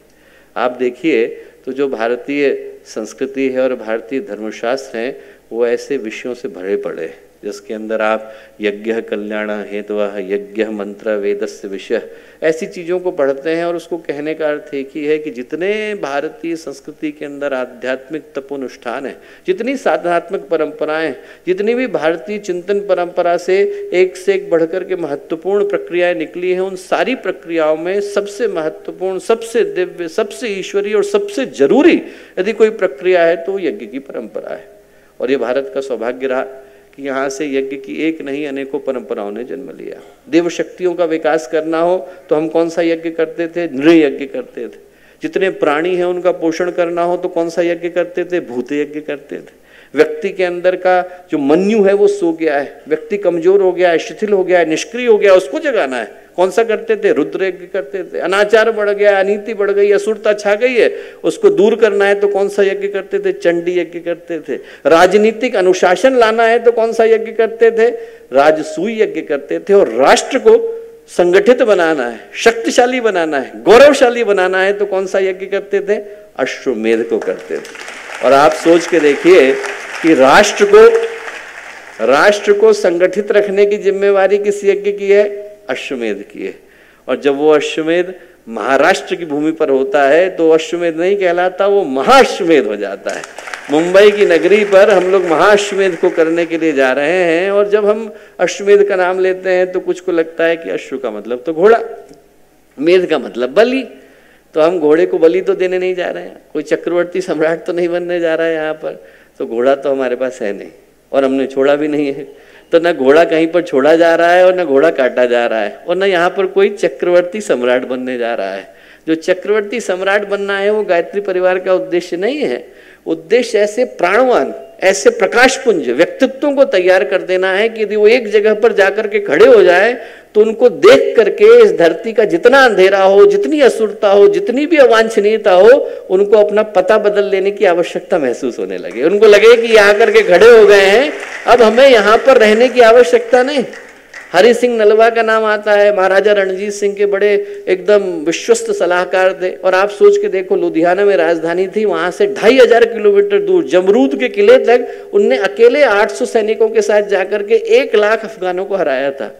उनका ऐसा जलवा था, नलवा का जलवा, आप ऐसा समझ लीजिए कि जब उनने अपने शरीर को त्यागा तो उनकी लाश को ले जाकर जमरूद के किले के बुर्ज पर खड़ा कर दिया और उनकी लाश को देखकर 10,000 अफगान वहां से भाग गए थे। हम ऐसा सोचें कि जो अश्वमेध का उद्देश्य है वो ऐसे व्यक्तित्वों को तैयार करना है कि यदि उनको ले जा करके खड़ा भी कर दिया जाए, उनका नाम भी बता दिया जाए तो उनके नाम को सुनकर वहां पर अंधेरा आने से कांपने लगे। ऐसे व्यक्तित्वों को तैयार करना गायत्री परिवार का उद्देश्य है। हजारों बार मैं घटना सुनाता हूँ कि जब गुरुदेव के पास बिरला जी के सुपुत्र गए तो उन्होंने जाकर गुरुदेव से कहा कि गुरुदेव 11 करोड़ रुपए हैं, लीजिए आप सोने का मंदिर बनाइए, ऐसा सोने का मंदिर बनाइए जैसा आज तक किसी ने देखा नहीं हो, हीरे की मूर्ति हो, आभूषणों से सुसज्जित हो, जवाहरात उसके पास लगे हो। लोग दूर दूर से देखने के लिए आए कि ऐसा मंदिर यहाँ पर हमने बनाया है। गुरुदेव ने कहा, बेटा पैसे में छूता नहीं, तेरे लूंगा नहीं, ले करके जा। एक बात बता, भगवान सोने के मंदिर में बैठे और बाहर व्यक्ति को खाने को नहीं मिले तो कैसा लगेगा? बनाना है तो स्कूल बना, कॉलेज बना, हॉस्पिटल बना, भगवान के मंदिर है। और बोले मुझको बिठाना होगा तो भगवान को सोने के मंदिर में नहीं बिठाऊंगा, लोगों के दिल के अंदर जाकर के बिठाऊंगा। लोग उनसे मिले और उनको लगे कि आज हम लोग मंदिर होकर के आए। ऐसे मंदिर बनाने का दायित्व तो गायत्री परिवार का है। हम लोग चाहते हैं कि अश्वमेध सफल होगा, और तब सफल होगा जब मुंबई की सड़कों के ऊपर, महाराष्ट्र की सड़कों के ऊपर, भारत की सड़कों के ऊपर एक नहीं सहस्रों मंदिर चलते नजर आए। लोग उनसे मिले तो उनको लगे आज हम भगवान के दर्शन करके आए। लोग उनसे मिले तो उनको लगे कि अरे उनके व्यक्तित्व के अंदर वही सुगंध थी जो मंदिर की अगरबत्ती के अंदर होती है। लोग उनसे मिले और उनको लगे अरे उनकी वाणी के अंदर वही मिठास थी जो मंदिर के प्रसाद के अंदर होती है। तब आप सोचना कि हम लोगों का अश्वमेध जो है वो अपने उद्देश्य को प्राप्त कर पा रहा है। इस अश्वमेध का प्रकाश लोगों के हृदय में जाकर के प्रतिष्ठित हो। इस अश्वमेध का संकल्प लोगों के जीवन को अंदर से जागृत करे, उनको वो करने के लिए प्रेरित करे जो करने के लिए गुरुदेव ने गायत्री परिवार की स्थापना करी। और सही पूछा जाए तो जो उद्देश्य गुरुदेव ने गायत्री परिवार का दिया वही तो अश्वमेध का उद्देश्य है। यदि हम लोग ध्यान से सोचें तो जो भारतीय चिंतन है वो कहता है वीर्यम व अश्वय। अश्व का अर्थ है शौर्य, साहस, पराक्रम। व्यक्ति के अंदर साहस आए, बहादुरी आए, जिम्मेवारी आए। और मेध का अर्थ क्या है? मेधा, परिष्कृत बुद्धि, सुधरी हुई सोच। यदि ये दोनों एक जगह आकर के मिल जाते हैं, विवेक और वेदना मिल जाते हैं, साहस और संवेदना मिल जाते हैं, समझदारी और बहादुरी आकर के मिल जाते हैं, तो राष्ट्रम व अश्वमेध, तो फिर अश्वमेध का जन्म होता है। तब यज्ञों का राजा आता है। यदि दोनों आकर के एक व्यक्ति के व्यक्तित्व के अंदर आ गए तो इससे बढ़िया उपहार हम समाज को और दूसरा दे नहीं सकते। आज की तारीख में हम लोग यहाँ एकत्रित हैं कि हम लोग उस अश्वमेध के संकल्प को लेकर के जाएं। और जब हम अश्वमेध के संकल्प को लेकर के जाएं तो एक बात को सोचें कि इस धरती पर ये परंपरा बड़ी लंबी रही। भगवान राम ने रावण का वध किया, करने के बाद पहली बार 10-12 अश्वमेधों को किया। भगवान ब्रह्मा ने सृष्टि की रचना करी तो वाराणसी के घाट पर बैठकर अश्वमेधों को किया। बलि ने किया, अम्बरीश ने किया, नल ने किया, सुवर्चा के पुत्र अनीक्षित ने किया, और अंत में सबसे जाके समुद्रगुप्त ने किया। और उसके बाद फिर किसने किया? गायत्री परिवार ने किया। 1500 साल के अंतराल के बाद वंदनीय माता जी ने अश्वमेध यज्ञों की श्रृंखला को भारत की धरती पर जन्म दिया। क्यों जन्म दिया? इसलिए जन्म दिया क्योंकि जिस चेतना का परिभाषा, जिस चेतना की का प्रतिनिधि वो अश्वमेध यज्ञ है, उस अश्वमेध यज्ञ की परिभाषा को, उसके प्रतीक को जन जन तक पहुंचाने की आवश्यकता है। हम लोग आज यहाँ एकत्रित हैं दोस्तों, तो कुछ संकल्पों को लेकर के जाएं। जो अश्वमेध यज्ञ का उद्देश्य है उसमें से एक पहला उद्देश्य यज्ञ की उस पावन परंपरा को, यज्ञ की उस यज्ञीय जीवन शैली को लोगों के अंदर विकसित करना है जो मनुष्य के जीवन को अंदर से बदलते। एक कहानी आती है बड़ी प्यारी, महाराष्ट्र में ही घटी। वो महाराष्ट्र के एक बड़े प्रसिद्ध तपस्वी हुए, उनका नाम था मुद्गल। इतने ज़्यादा प्रसिद्ध तपस्वी थे कि स्वयं भगवान कृष्ण ने उनके नाम का उल्लेख कुछ नहीं तो 20 बार महाभारत के अंदर किया। और घटना क्या घटी? घटना ये घटी कि जब महाभारत का युद्ध समाप्त हुआ तो युद्ध की समाप्ति के बाद भगवान ने युधिष्ठिर को बुलाया। और युधिष्ठिर को बुला करके युधिष्ठिर से बोले कि युधिष्ठिर, आज के दिन आप पूरे इस भारत के जम्बू द्वीप के आर्यावर्त के शासक बनने जा रहे हैं। आपकी जिम्मेवारियां बड़ी हैं, पर सबसे बड़ी जिम्मेवारी ये है कि आपने बुरे लोगों को मार दिया है, पर बुरी सोच, बुरी भावनाएं, बुरी मानसिकता, बुरा वातावरण अभी समाप्त नहीं हुआ है। उसको स्वच्छ करना आपकी जिम्मेवारी है। उन्होंने कहा भगवान मैं करने को तैयार हूँ, कैसे करूँ? उन्होंने कहा आप याद करो, जब जब धरती पर वातावरण विकृत हुआ है तो हमारे यहाँ ऋषि मुनियों ने क्या किया है? बोले भगवान राम ने यहाँ पर अश्वमेधों को किया, पृथु ने पृथ्वी की स्थापना करी तो यज्ञ को किया, भरत ने भारत की स्थापना करी तो यज्ञ को किया। बोले आप यज्ञ को करो। यज्ञ को करने से वातावरण स्वच्छ होता है, मनुष्य का मन जो है शुद्ध होता है, पवित्र होता है। करना कोई बुरा चाहता नहीं, पर करने लग जाता है क्योंकि वातावरण का प्रवाह उसे खींच के उधर ले जाता है जहाँ वो नहीं जाना चाहता। भगवान बोले कि यदि नाली के अंदर कीचड़ आ जाती है तो अपने आप उस जगह पर बदबू भी फैलती है, मक्खी मच्छर भी आते हैं, बीमारियां भी फैलती हैं। नाली की कीचड़ दूर करना जरूरी है। नाली की कीचड़ कहाँ है? मन के अंदर। भगवान बोले मन कैसे शुद्ध होगा? यज्ञ के द्वारा। यज्ञ करो। युधिष्ठिर ने अश्वमेध यज्ञ को किया, बहुत भव्य आयोजन हुआ। दूर दूर से लोग आए, भारत का हर राजा वहाँ पर आकर के सम्मिलित हुआ। स्वयं भगवान कृष्ण ने यज्ञ की समाप्ति के बाद लोगों के पैर धुए, उनको भोजन कराए। फिर एक घटना घटी। घटना क्या घटी कि जब सब लोग उठा करके वहाँ से यज्ञ की वेदी से ईंटों को ले जा रहे थे, तो इतनी देर में उन्होंने क्या देखा, एक नेवला कहीं से आया, आधा सोने का और आधा सामान्य, आकर यज्ञ की वेदी के अंदर लेटने लगा। यहाँ लेटा, वहाँ लेटा, 8-10 जगह पर लेटा, और उसके बाद थोड़ा निराश होकर के जाने लगा। तो भगवान ने उस नेवले को बुलाया, बुला करके उस नेवले से कहा कि भाई नेवले, बड़े परेशान लग रहे हो, क्या बात है? बोले भगवान, बड़ी आशा के साथ यहाँ पर आया था और बड़ी निराशा के साथ जा रहा हूँ। क्यों? बोले भगवान आप देख सकते हैं मैं आधा सोने का हूँ, आधा सामान्य हूँ। बोले हाँ, मैं आपको बताता हूँ मैं आधा सोने का कैसे बना। भगवान बोले बताओ। बोले भगवान, मैं महर्षि मुद्गल के आश्रम में निवास करता हूँ। बोले महर्षि मुद्गल इस समय के सबसे उत्कट तपस्वी हैं। हम लोग जब शास्त्र पढ़ते हैं तो शास्त्रों में व्रतों की श्रेणियाँ बताई गई हैं, शारीरिक, वाचिक, मानसिक। शरीर का व्रत जैसे मैं नंगे पैर चला, वाचिक जैसे मैं मौन रहा, मानसिक जैसे मैंने मन से कोई संकल्प लिया। ऐसे छोटे छोटे संकल्प कोई ले सकता है। इससे ऊपर उठते हैं तो नित्य नैमित्तिक काम में आ जाते हैं, उससे ऊपर उठते हैं तो चांद्रायण, प्रजापत्य, और सबसे ऊपर आता है शिलोंच वृत्ति। शिलोंच वृत्ति व्रत का पालन मुद्गल किया करते थे। और शिलोंच वृत्ति में क्या होता है, जो गेहूं के दाने, अनाज के दाने अपने आप धरती पर गिर गए हैं, न किसी ने तोड़ा, न किसी से छीना गया, न किसी से मांगा गया, जो अपने आप धरती पर गिर गए हैं, ऐसे अन्न के दानों को वो इकट्ठा कर लिया करते थे और उसके 3 हिस्से बनाते थे। एक अपने भोजन के लिए, एक दान देने के लिए, और एक अतिथि के सत्कार के लिए। तो वो नेवला भगवान को कहानी सुना रहा था। उसने कहा भगवान, ऐसे अन्न को वो महर्षि मुद्गल पूर्णिमा को और अमावस्या को 2 ही दिन लिया करते थे। एक तो कल जैसे महालय आरंभ हुआ, और एक जब अमावस्या आएगी, सर्वपितृ मोक्ष अमावस्या, तो ऐसे 14 दिन में एक बार भोजन करने के लिए बैठे हुए थे। इतनी देर में क्या हुआ, एक व्यक्ति कहीं से आया। उस व्यक्ति के पूरे शरीर पर घाव ही घाव, खून ही खून, मवाद बह रहा था, मुंह से बदबू आ रही थी, शरीर से बहुत ज़्यादा बदबू आ रही थी घाव की, और नहाया नहीं था, बहुत परेशान था। वो जैसे गुजरा तो जितने लोग वहाँ भोजन कर रहे थे, जो अन्य जगह के लोग थे, उनने सब ने उसको दुत्कारा, हमारे पास मत आ, दूर हट, इधर मत आ, दूर जा। और उस नेवले ने कहा कि जैसे ही वो व्यक्ति महर्षि मुद्गल की झोपड़ी के सामने आया, उनने अपने अन्न की थाली, जिसको वो 14वें दिन लेकर के बैठे थे, उस व्यक्ति को दी। खाना खिलाया, पानी पिलाया, कुल्ला कराया, और घाव धोने के लिए उठे। वो नेवला बोला कि जब वो घाव धोने के लिए उठे तो उस व्यक्ति की आंखों से आंसू गिरे कि चलो मानवता कहीं पर तो सुरक्षित है। और बोले वो आंसू मेरी पीठ पर आकर के गिरे, जहां जहां गिरे वहां वहां से मैं सोने का हो गया हूं, बाकी जगह से सामान्य रह गया हूं। बोले वो दिन था और आज का दिन है, मैं भटकता घूम रहा हूं। जब जब सुनता हूं कि कहीं पर कोई धर्म का अनुष्ठान हो रहा है, कोई धार्मिक समारोह हो रहा है, वहां मैं चले जाता हूं, इस आशा के साथ कि यदि उस भूमि का स्पर्श मिलेगा तो पूरा सोने का हो जाऊंगा। अब तक निराश हुआ तो समझ में आया, पर आज की निराशा को नहीं समझ पा रहा हूँ। स्वयं भगवान यज्ञ को कर रहे हैं, स्वयं युधिष्ठिर धर्मराज यज्ञ के अधिकारी हैं, आज की निराशा को कहाँ लेकर के जाऊंगा।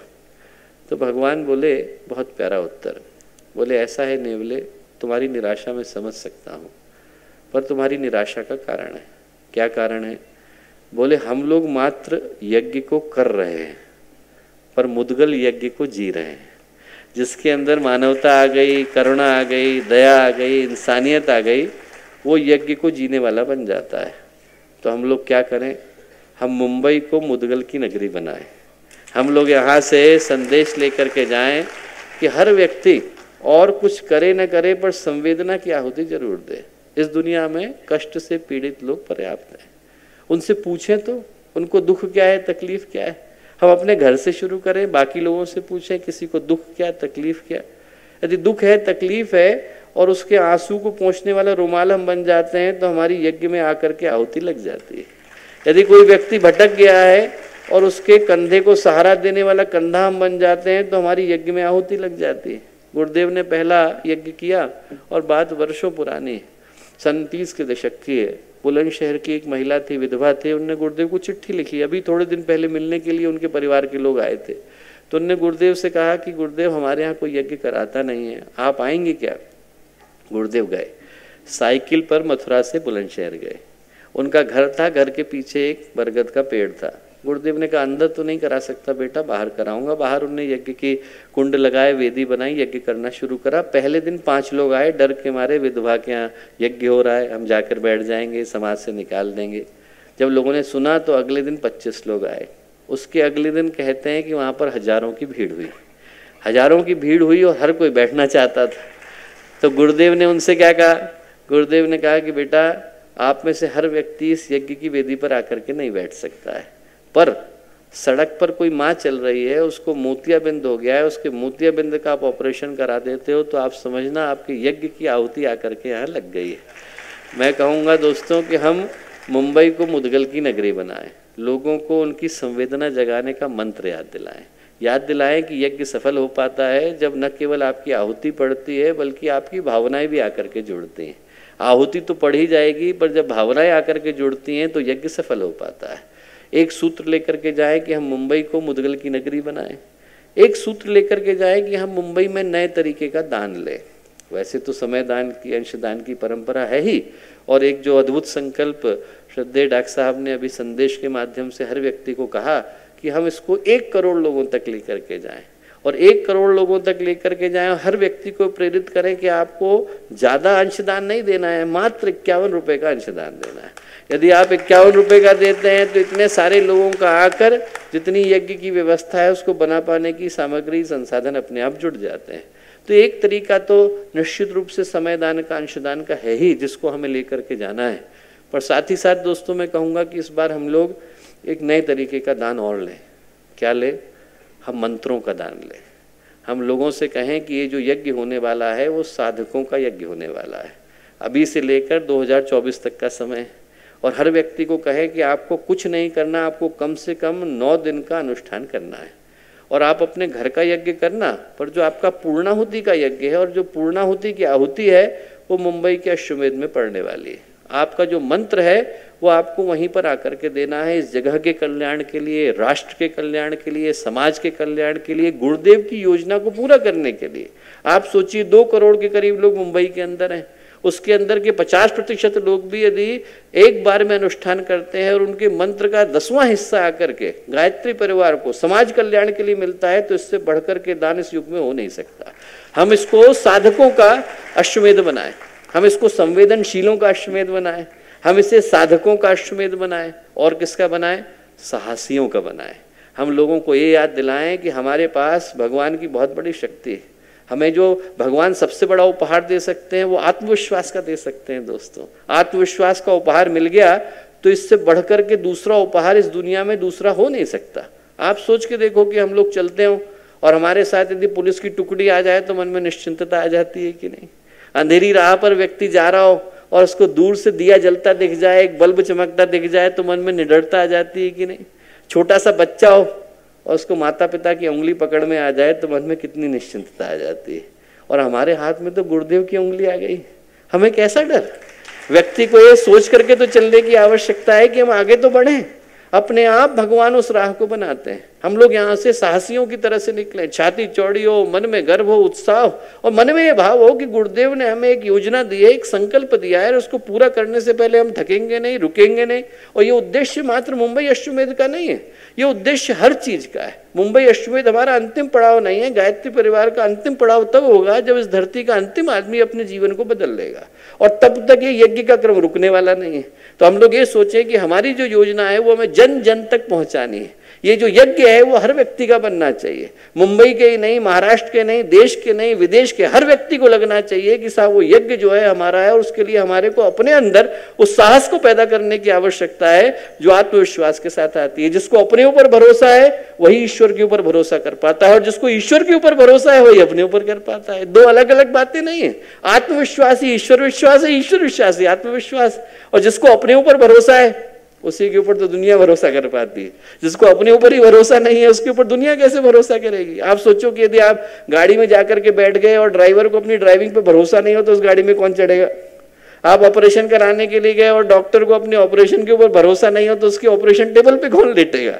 हम लोग यदि करने के लिए गए और यदि हमें दुनिया को बदलना है तो हमें हमारे गुरु के ऊपर, हमारी गायत्री माता के ऊपर, हमारे संकल्प के ऊपर भरोसा तो होना चाहिए। हम इसे साहसियों का अश्वमेध बनाए, संवेदनशीलों का अश्वमेध बनाए, हम इसे साधकों का अश्वमेध बनाए, हम इसे साहसियों का अश्वमेध बनाए। और इस मुंबई के यज्ञ में हम लोग एक काम और करें, मुंबई के यज्ञ में हम लोग मुदगल की नगरी बनाए, मुंबई के यज्ञ में हम लोग मंत्र दान लें, और मुंबई के यज्ञ में हम लोग एक काम और करें। क्या करें? हम लोग मुर्गा बन जाएं दोस्तों। गुरुदेव ने सन 1986 का जब अपना उद्बोधन दिया तो उसको आप लोग पढ़ना और सुनना। अंत किया, गुरुदेव ने कहा कि गायत्री ने हमें कुछ बना दिया है। क्या बना दिया है? गुरुदेव बोले गायत्री ने मुझे मुर्गा बना दिया है, अब तुम लोग भी मुर्गा बन जाओ। हम लोग मिल करके कहें कुकड़ू कू, नया युग आने वाला है और नए युग की जो शुरुआत है वो भारत से होने वाली है। हम लोग यहाँ पर मुर्गा बन करके बैठे हैं, लोगों को याद दिलाएं कि भारत का नया समय आने वाला है और उसकी शुरुआत इस भारत की आध्यात्मिक शक्ति के जागरण से होने वाली है। और वो शक्ति जागेगी सिर्फ तब जब व्यक्ति अपने आप को बदलता है। हम लोगों को बताएं कि जो गुरुदेव सूत्र बता करके गए उनको जन जन तक पहुंचाने के लिए आए। जिसको भरोसा नहीं हो उसे याद दिलाएं कि साहब आपके घर में हम आकर के देव स्थापना कर रहे हैं, गुरुदेव माता जी को पहुंचा रहे हैं, तो सिर्फ चित्र रखने के लिए नहीं आए, चेतना को पहुंचाने के लिए आए। चित्र का काम करना होता तो हम आपको उससे भेज देते, कुरियर से भेज देते, हम अपने वेबसाइट पर रख लेते, आप डाउनलोड कर लो और अपने घर में लगा लो। उसके लिए नहीं आए हम, आपके यहाँ चित्र पहुंचाने के लिए नहीं आए, हम आपके यहाँ चेतना पहुंचाने के लिए आए।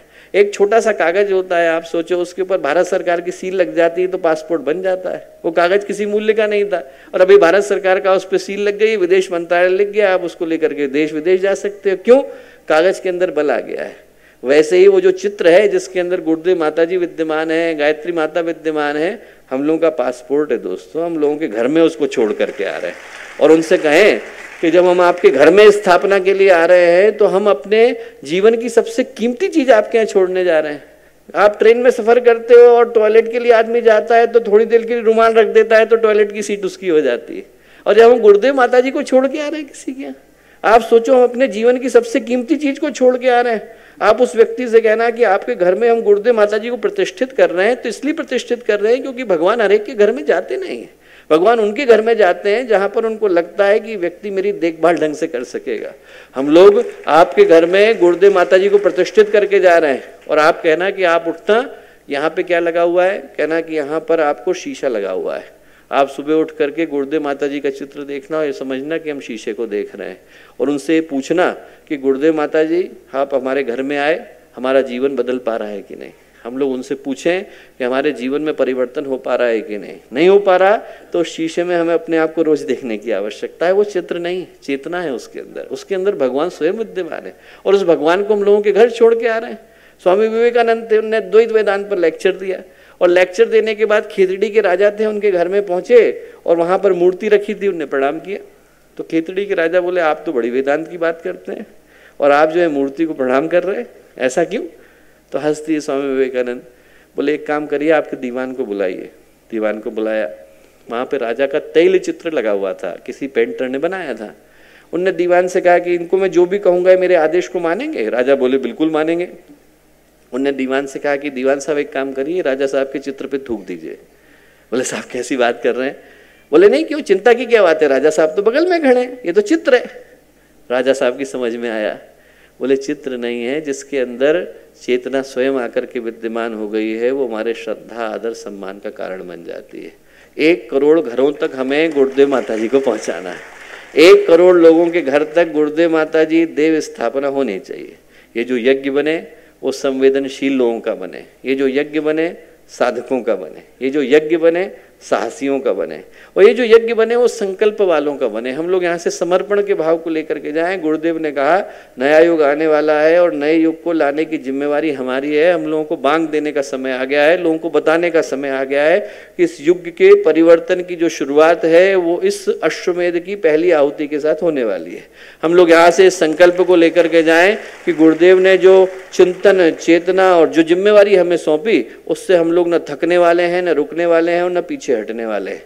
आज का दिन संकल्प के भाव को लेकर के आया। हम लोग यहाँ से उठें तो हृदय में गौरव का भाव हो, मन में संकल्प का भाव हो, और ये भाव हो कि हम लोगों को यहाँ से जाना है और इस यज्ञ को सफल बनाने के लिए, इस यज्ञ की योजना को सफल बनाने के लिए, इस यज्ञ के उद्देश्यों को सफल बनाने के लिए, उस यज्ञ के पीछे छिपे हुए गुरुदेव के उस भाव को सफल बनाने के लिए जो गायत्री परिवार का, भारतीय संस्कृति का, भारतीयता का और भारत का आधार है, उससे हम लोग पीछे हटने वाले नहीं है। यहाँ से संकल्प लेके जाएं, यहाँ से चेतना लेके जाएं, यहाँ से संवेदना लेके जाएं, यहाँ से नए भावों को लेके जाएं। यज्ञ किसी का नहीं होता, यज्ञ पूरे भारत का होता है, यज्ञ भारतीय संस्कृति का होता है, यज्ञ गुरुदेव का है, यज्ञ माता जी का है, यज्ञ इस भाव का है जिसके पीछे यज्ञ का नाम सन्निहित है। यहाँ से हम लोग इसी भाव को लेकर के जाएं और मुझे पूरा विश्वास है कि जो देव शक्तियाँ आज इस सभागृह के अंदर मौजूद हैं उनमें से प्रत्येक के अंदर इतनी ताकत है कि यदि वो एक स्थान पर जाकर के खड़े होंगे तो मात्र अपने प्रकाश से अनेकों के जीवन को पवित्र कर पाने की सामर्थ्य वो अपने अंदर विद्यमान रखते हैं।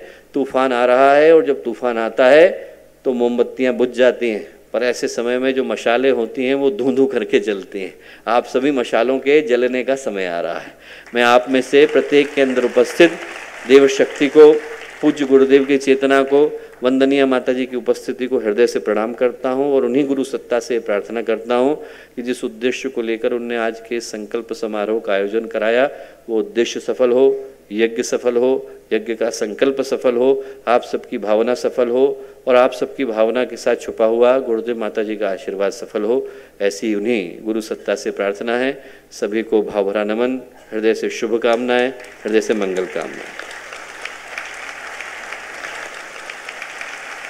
हम वो संकल्पवानों, वो मूर्धन्यों, वो प्रतिभावानों को आमंत्रित करते हैं जो इस अश्वमेध की सफलता हेतु पहले से ही संकल्पित है और अपने अपने क्षेत्र में प्राची की पहली किरण के साथ वो जागृति फैला रहे हैं। ऐसे मूर्धन्यों को हम आदरणीय श्री चिन्मय भैया जी के कर कमलों से उनका सत्कार कराते हैं, उनको आशीर्वचन प्रदान करवाते हैं।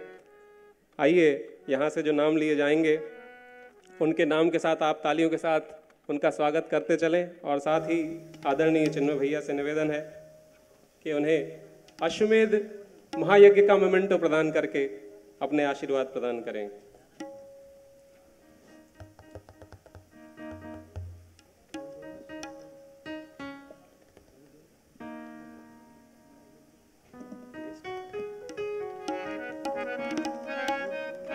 जी, सर्वप्रथम है श्री भरत त्रिवेदी जी पारला से, श्री भरत त्रिवेदी जी।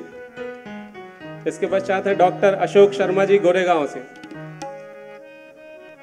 तालियां बजाते रहें भाइयों बहनों। ये आपके ही बीच से उठ करके आए ऐसे व्यक्तित्व हैं जो विभिन्न समाज के विभिन्न क्षेत्रों में राष्ट्र की गौरव गरिमा को आगे बढ़ाने का कार्य कर रहे हैं। इसके पश्चात है श्री एम बी पाटिल जी थाने से। रिलायंस के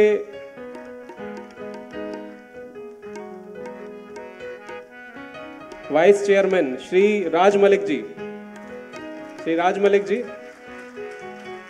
हीरानंदानी ग्रुप के director Shri Manish Gupta ji. Century rayon Mumbai के वाइस चेयरमैन श्री अपूर्व गुप्ता जी।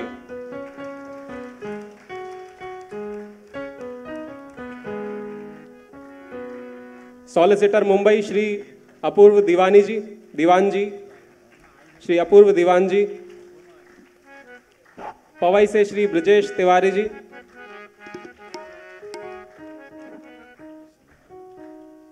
शीघ्रता से आते चलें और तालियों में कंजूसी ना करें कृपा करके। इसके पश्चात है सिडको लिमिटेड में जो आर्किटेक्ट के पद पर कार्यरत हैं श्री पवन टावरी जी। इसके पश्चात ONGC लिमिटेड के जनरल मैनेजर श्री राकेश गुप्ता जी।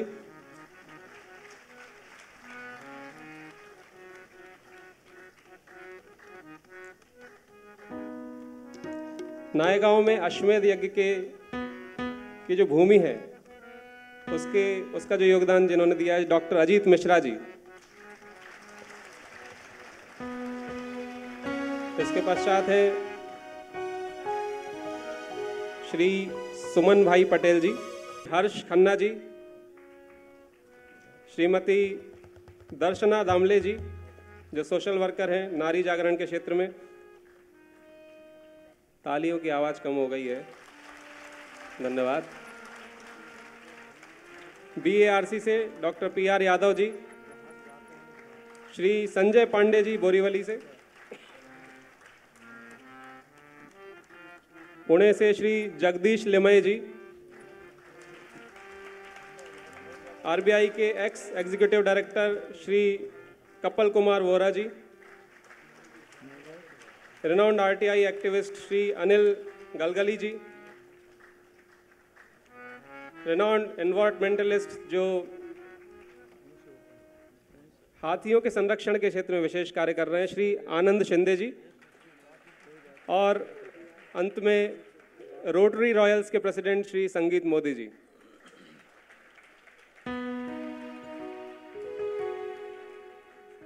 ये ऐसी प्रतिभाएं हैं जो जिस क्षेत्र में कार्यरत हैं वहाँ पर समाज में अच्छे विचारों को, अच्छी प्रेरणाओं को फैलाने के लिए नित्य नूतन प्रयास कर रहे हैं, कार्य कर रहे हैं। और गायत्री परिवार एक ऐसा मंच यहाँ पर उन्हें देता है जिसके माध्यम से गुरु सत्ता के विचारों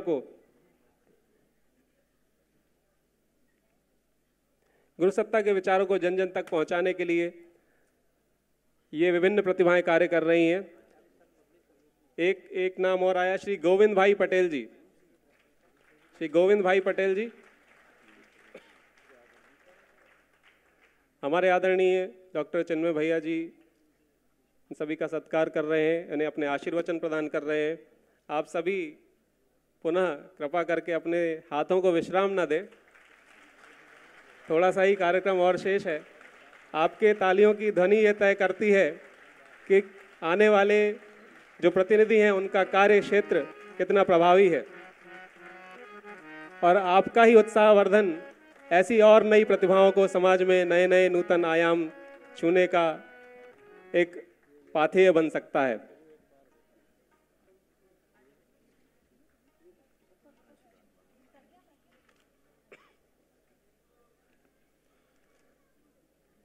एक छोटा सा क्रम और है, अश्वमेध यज्ञ में देव पूजन का जो कार्यक्रम है उसमें जो दंपति यजमान के रूप में निश्चित हो चुके हैं, जिन्होंने अपना पंजीकरण कराया है, उनको यहाँ पर भैया के हाथ से आशीर्वचन दिया जा रहा है।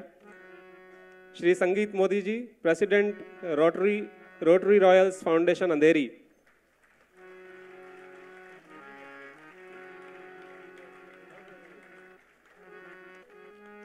श्री संगीत मोदी जी, डॉक्टर सत्यप्रभा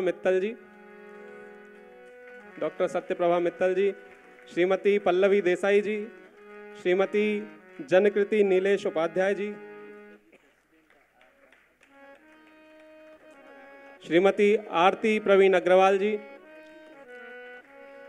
श्रीमती कुसुम चंद्र कुमोठा जी, श्री राजेश नाकुर जी मुलुंड से, श्रीमती कविता शुक्ला जी कल्याण से, श्रीमती रीता मिश्रा जी वासई से, श्रीमती मिथिलेश तिवारी जी विक्रोली से, श्रीमती ममता चौधरी जी, श्री साहेब राव जी, श्री सुग्रीव मल्ला जी पुणे से, तालियां हो जाएं भाई, श्री सुग्रीव मल्ला जी पुणे से,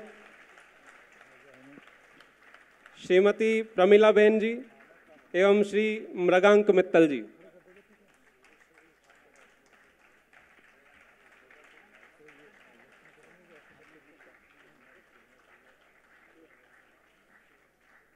तालियां बजती रहें। अश्वमेध के देव पूजन में सम्मिलित हो पाना एक बड़े सौभाग्य का विषय होता है, और इसके पहले जो अश्वमेध हुए हैं उसमें शायद आप में से भी कुछ भाई बहनों को ये सौभाग्य मिला हो, और ये बहुत विशेष अवसर है आदरणीय चिन्मय भैया के हाथ से अश्वमेध देव पूजन की आमंत्रण किट और आशीर्वचन प्राप्त करना।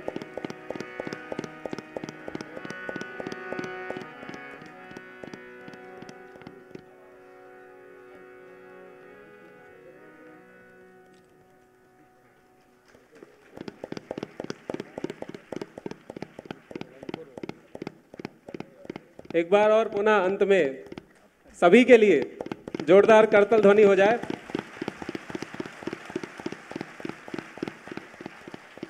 और ये ध्यान दें, 1008 कुंडी अश्वमेध यज्ञ है, जिसमें से केवल 800 यजमानों की अपेक्षा है। 208 जो यज्ञ कुंड है उनके लिए यजमान पहले से निर्धारित है, और उन 800 में से ये जो नाम दिए हैं ये शायद पूरे नाम हमारे पास नहीं आ पाए हैं, इसलिए बहुत कम समय शेष है। आप सभी जो भी चाहते हो कि इस देव पूजन में सम्मिलित हों, सपत्नीक, वे निश्चित रूप से अपना पंजीकरण मुंबई गायत्री परिवार के साथ करवाएं। अब हमारे उद्गाता बंधुओं से विनम्र निवेदन, अश्वमेध ध्वजा गीत।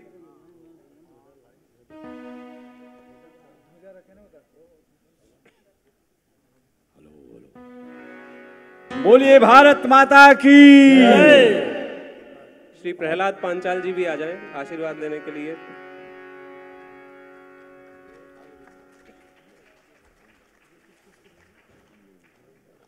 अश्वमेध के लिए विशेष रूप से बनाई गई ध्वजा है, और आज यहाँ पर इस अश्वमेध ध्वजा गीत के माध्यम से ध्वजारोहण किया जा रहा है। इसके पश्चात इस ध्वजा का जो अनावरण होगा, ध्वजारोहण होगा, ये प्रदेश के, देश के विभिन्न क्षेत्रों में आपको दिखाई देगी, और हम सभी इसको फहराने का उत्तरदायित्व अपने कांधों पर लेकर के यहाँ से जाएं। इस भाव से अश्वमेध ध्वजारोहण की।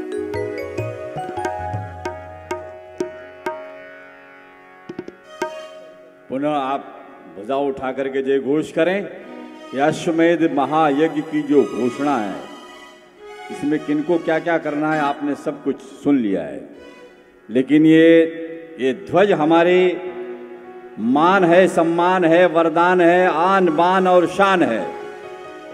घर घर तिरंगा था, अभी गया ना 15 अगस्त, घर घर तिरंगा, हर दिल में तिरंगा। और ये केसरिया रंग जो है, ये सविता देवता का ये रंग है, ये त्याग और बलिदान का रंग है।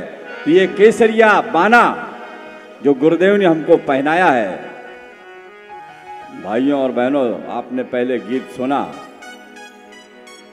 वक्त सबको मिलता है जिंदगी बदलने के लिए। सबके सामने चांस है, वक्त है, वक्त सबको मिलता है जिंदगी बदलने के लिए, पर जिंदगी दोबारा नहीं मिलेगी वक्त बदलने के लिए।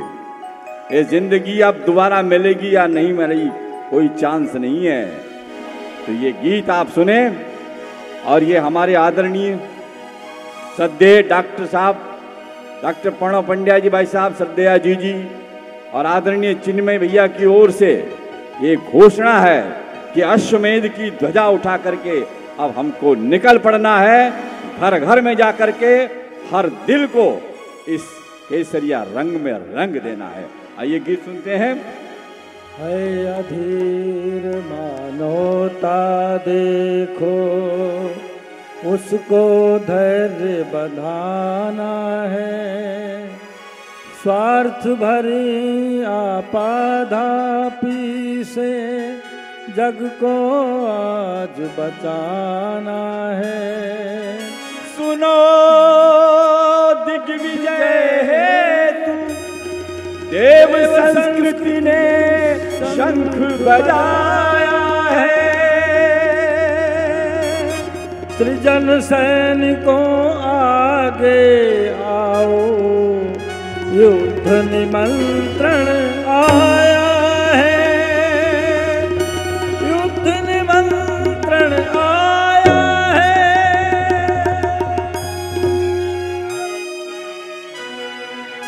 अश्वमेध की ध्वजा उठाकर बढ़ो सृजन सेनानी, अश्वमेध की ध्वजा उठाकर बढ़ो सृजन सेनानी। भारत माँ के गौरव की फिर रच दो नई कहानी, भारत माँ के गौरव की फिर रच दो नई कहानी। भूमि का कर्ज चुकाने चलो, नया सौभाग्य जगाने चलो, दिग्विजय का आया है पर्व, उठो अब अवसर मत चूको, उठो अवसर मत चूको।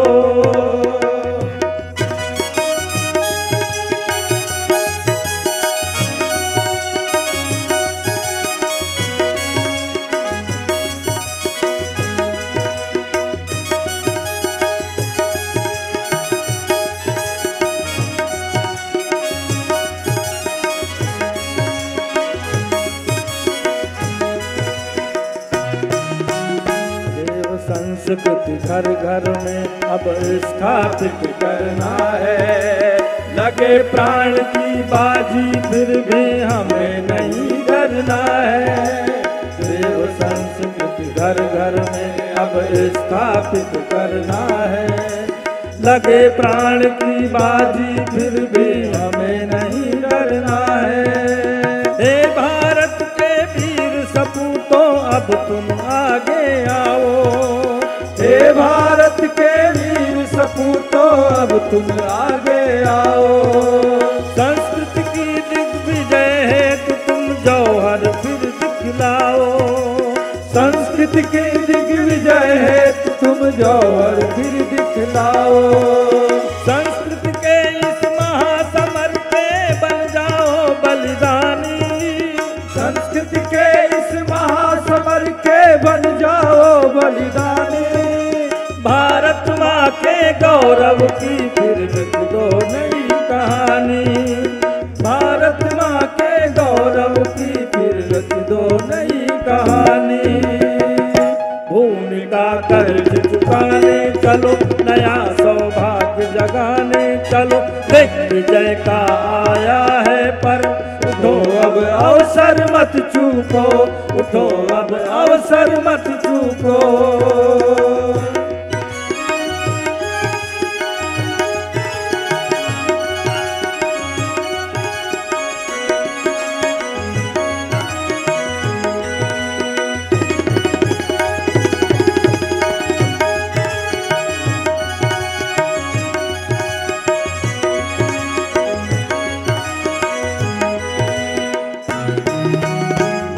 काल में महाक्रांति की है आवाज लगाए, हमने उसको सफल बनाने की है शपथ उठाई। महाकाल में महाक्रांति की है आवाज लगाए, हमने उसको सफल बनाने की है शपथ उठाई। बिगुल बजाकर गांव गांव घर घर इसको पहुंचाओ, बजाकर गांव गांव घर घर इसको पहुंचाओ। ले लो श्रेय देव बन जाओ अब न तनिक सकुचाओ, ले लो श्रेय देव बन जाओ अब न तनिक सकुचाओ। वसुंधरा पर गूंज उठे प्रज्ञावतार की वाणी, वसुंधरा पर गूंज उठे प्रज्ञावतार की वाणी। भारत माँ के गौरव की फिर रच दो नई कहानी, भारत माँ के गौरव की फिर रच दो नई कहानी। भूमि का कर्ज चुकाने चलो, नया सौभाग्य जगाने चलो, दिग्विजय का आया है पर उठो अब अवसर मत चूको, उठो अब अवसर मत चूको।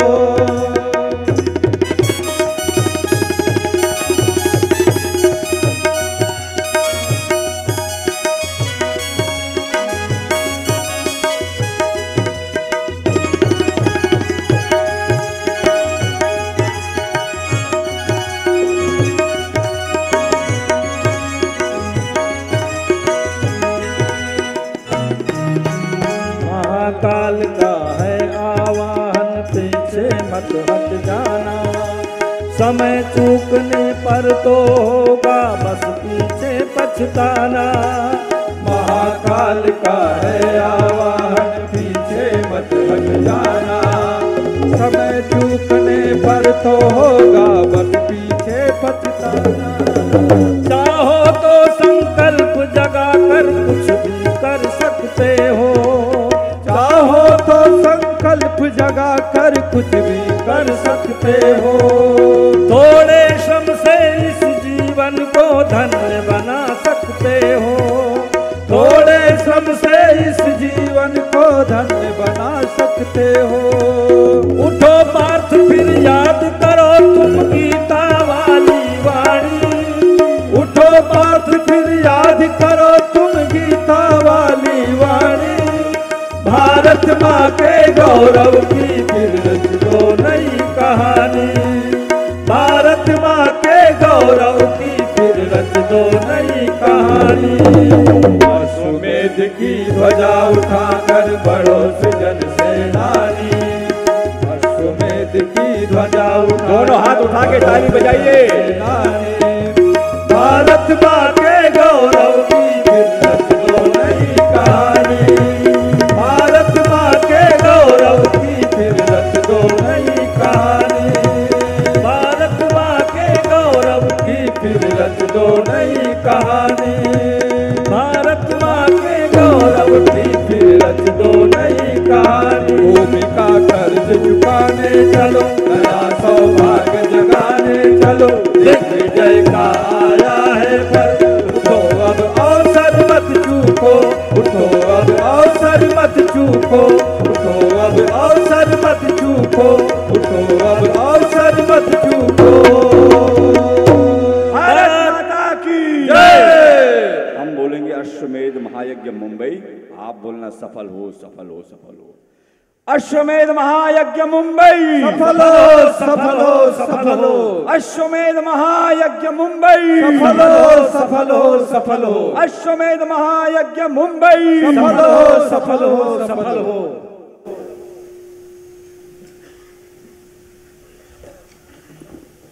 और अब इस अश्वमेध की रूपरेखा थोड़ी सी आपको संक्षिप्त में बताने के लिए मैं आह्वान कर रहा हूँ मुंबई के भीष्म पितामह और सबसे युवा व्यक्तित्व को, जो इस विचार के सूत्रपात से लेकर के अभी तक ध्वजा उठा करके आगे बढ़ रहे हैं और हम सभी को अपने साथ लेकर के चल रहे हैं। उनसे विनम्र निवेदन करूंगा आदरणीय श्री मनु भाई पटेल जी कि यहाँ पर पधारें और संक्षिप्त में अश्वमेध की रूपरेखा हम सभी के सामने रखें।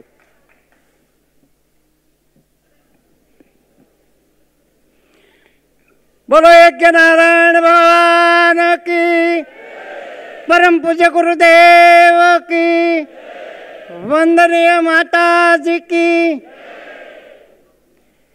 गायत्री परिवार मुंबई की तरफ से आदरणीय डॉक्टर चिन्मय जी पंड्या का मुंबई गायत्री परिवार की तरफ से हार्दिक स्वागत करता हूँ।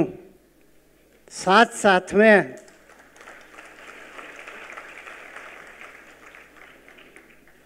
ये भी बताना चाहता हूँ कि मुंबई वासी में जो हमारे कार्यकर्ता है, देखता तो है कार्यकर्ता, जोश कहाँ कोरोना खा गया क्या? 2 साल आप शांति से बैठे, आपको ताली बजाने को भी भूल गया। कारण कि आपकी ताली से हमारे कार्यकर्ता का जोश डबल हो जाता है।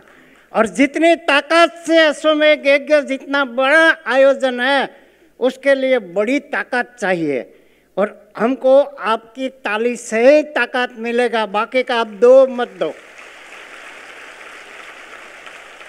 और अखिल विश्व गायत्री परिवार पूरा विश्व के प्रतिनिधित्व करने वाले हमारे आदरणीय चिन्मय भैया की हाजिरी में ज़्यादा तो कुछ बोल नहीं पाता हूँ, पर जो संकल्प दिया हमारे श्रद्धेय डॉक्टर साहब ने कि हमको अश्वमेध यज्ञ में 1 करोड़ लोग की प्रत्यक्ष अप्रत्यक्ष भागीदारी चाहिए।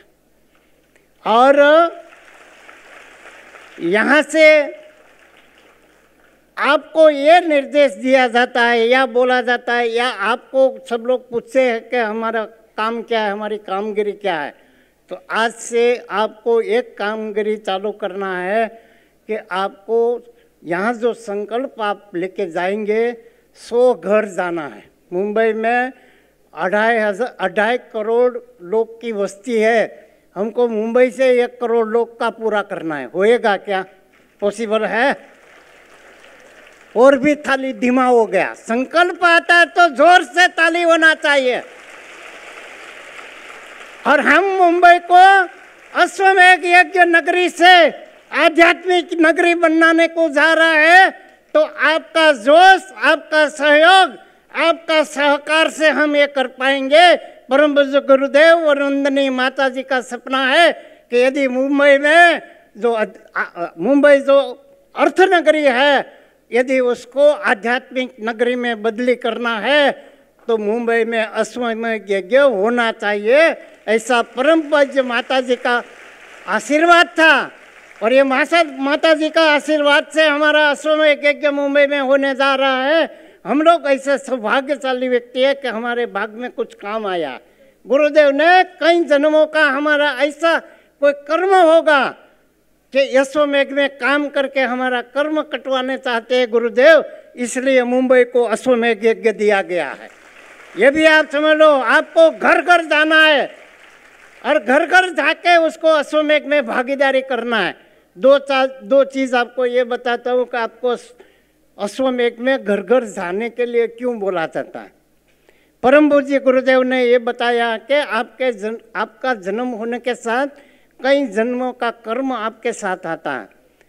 एक गायत्री मंत्र जप से आपका कर्म कट जाता है, और दूसरा कर्म ऐसा होता है, गुरुदेव बोलता है वो आप काट नहीं सकते हो, मेरे को आपको साथ में रह के कटवाना पड़ता है। तो आपको क्या कटवाना पड़ेगा? गुरुदेव क्या बोलते हैं? गुरुदेव बोलते हैं आप घर घर जाओ, और घर घर गए तो आपको सब अच्छा बात नहीं बोलेगा, प्रशंसा नहीं करेगा, इधर उधर की बात भी सुनाएगा, और वो इधर उधर की बात आपको सुनाएगा। आपका कोई कर्म ऐसा है वो काट रहा है, धोबी का काम कर रहा है गुरुदेव, इसलिए आपको घर घर भेज रहा है। और हमको 100 घर जाना है। 100 घर हम सब आज से संकल्प लेके, जितने भी 1500 लोग हैं, 1500 लोग आज से संकल्प लो कि हम 100 घर जाएंगे। बोलो जाएंगे? बस तो हमारा अश्वमेध सफल हो गया, समझ लो आप। आपका श्रम, आपका समयदान, आपका अंशदान सारे के सारा आ गया, समझ लो। 100 घर गया, आपका काम पूरा हो गया।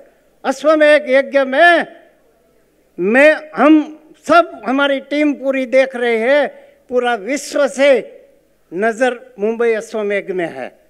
हमारी अपेक्षा लोग की हमारी अश्वमेध के लिए ज़्यादा है। मुंबई है, मुंबई सब लोग ये देख रहा है कि हम मुंबई जाएंगे, मुंबई भी देखेंगे, अश्वमेध यज्ञ भी करेंगे। पूरे भारत के लोग, पूरे विश्व के लोग मुंबई आने वाला है।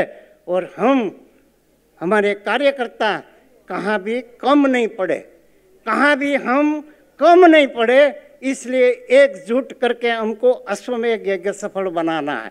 वो लोग हो पाएंगे।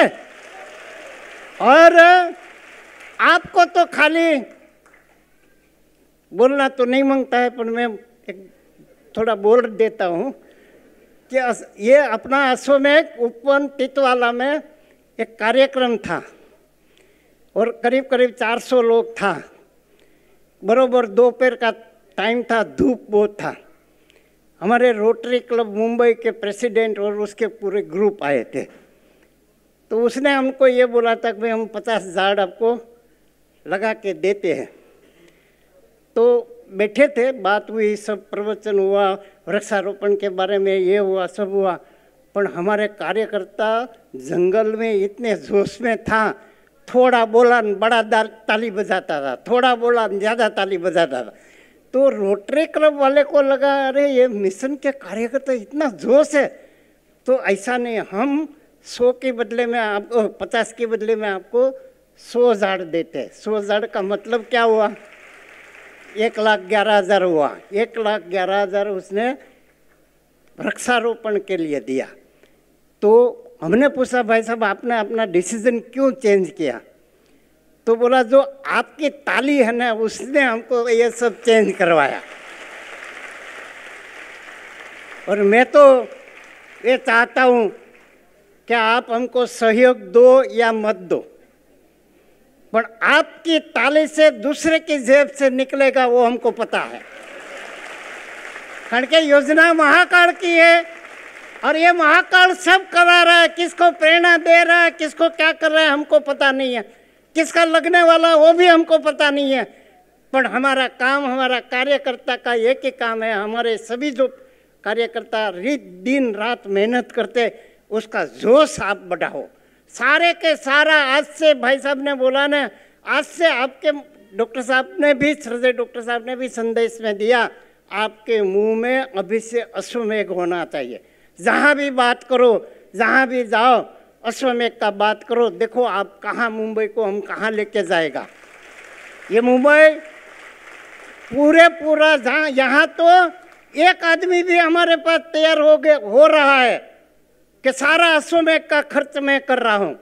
हमने मना किया, हमको बोला रुको आप, हमको ऐसा नहीं चाहिए, हमको जन जन की भागीदारी, एक मुठ चावल और 51 रुपया एक आहुति स्वरूप चाहिए, बस हमारा काम हो गया।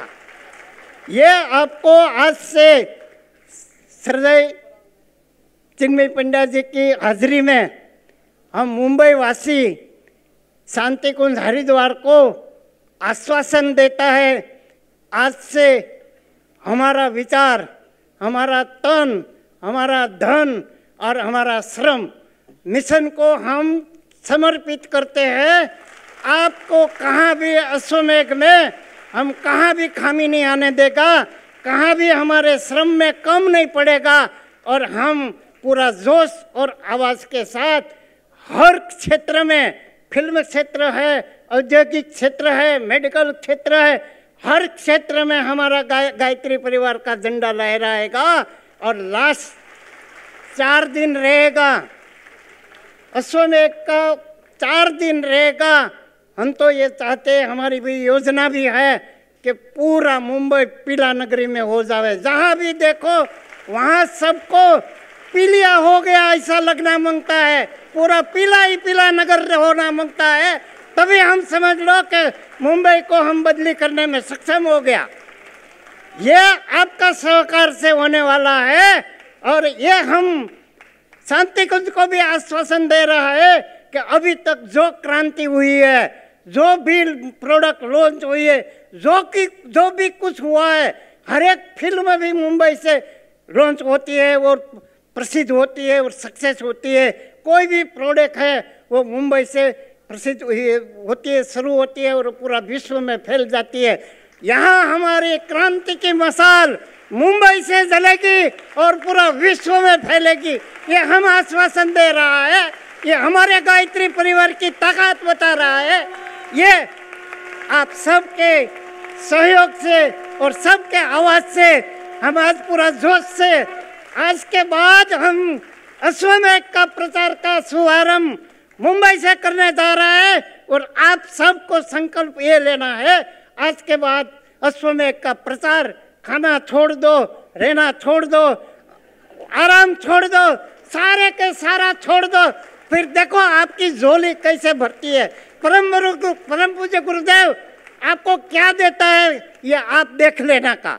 ये तो जिसकी नसीब में नहीं होगा वो काम नहीं कर पाएंगे, जिसके नसीब में है वो खाली विचार से आप देख लो, आप सहयोग कर दो। देखो आप तीसरी एक योजना कि ये तो मुंबई की मैंने बात किया, हमारी टीम ने जो कलश यात्रा निकलती है अपने अश्वमेघ यज्ञ की, वो महाराष्ट्र के लास गांव से निकलेगी कलश यात्रा और 50 दिन की यात्रा के बाद मुंबई पहुंचेगी।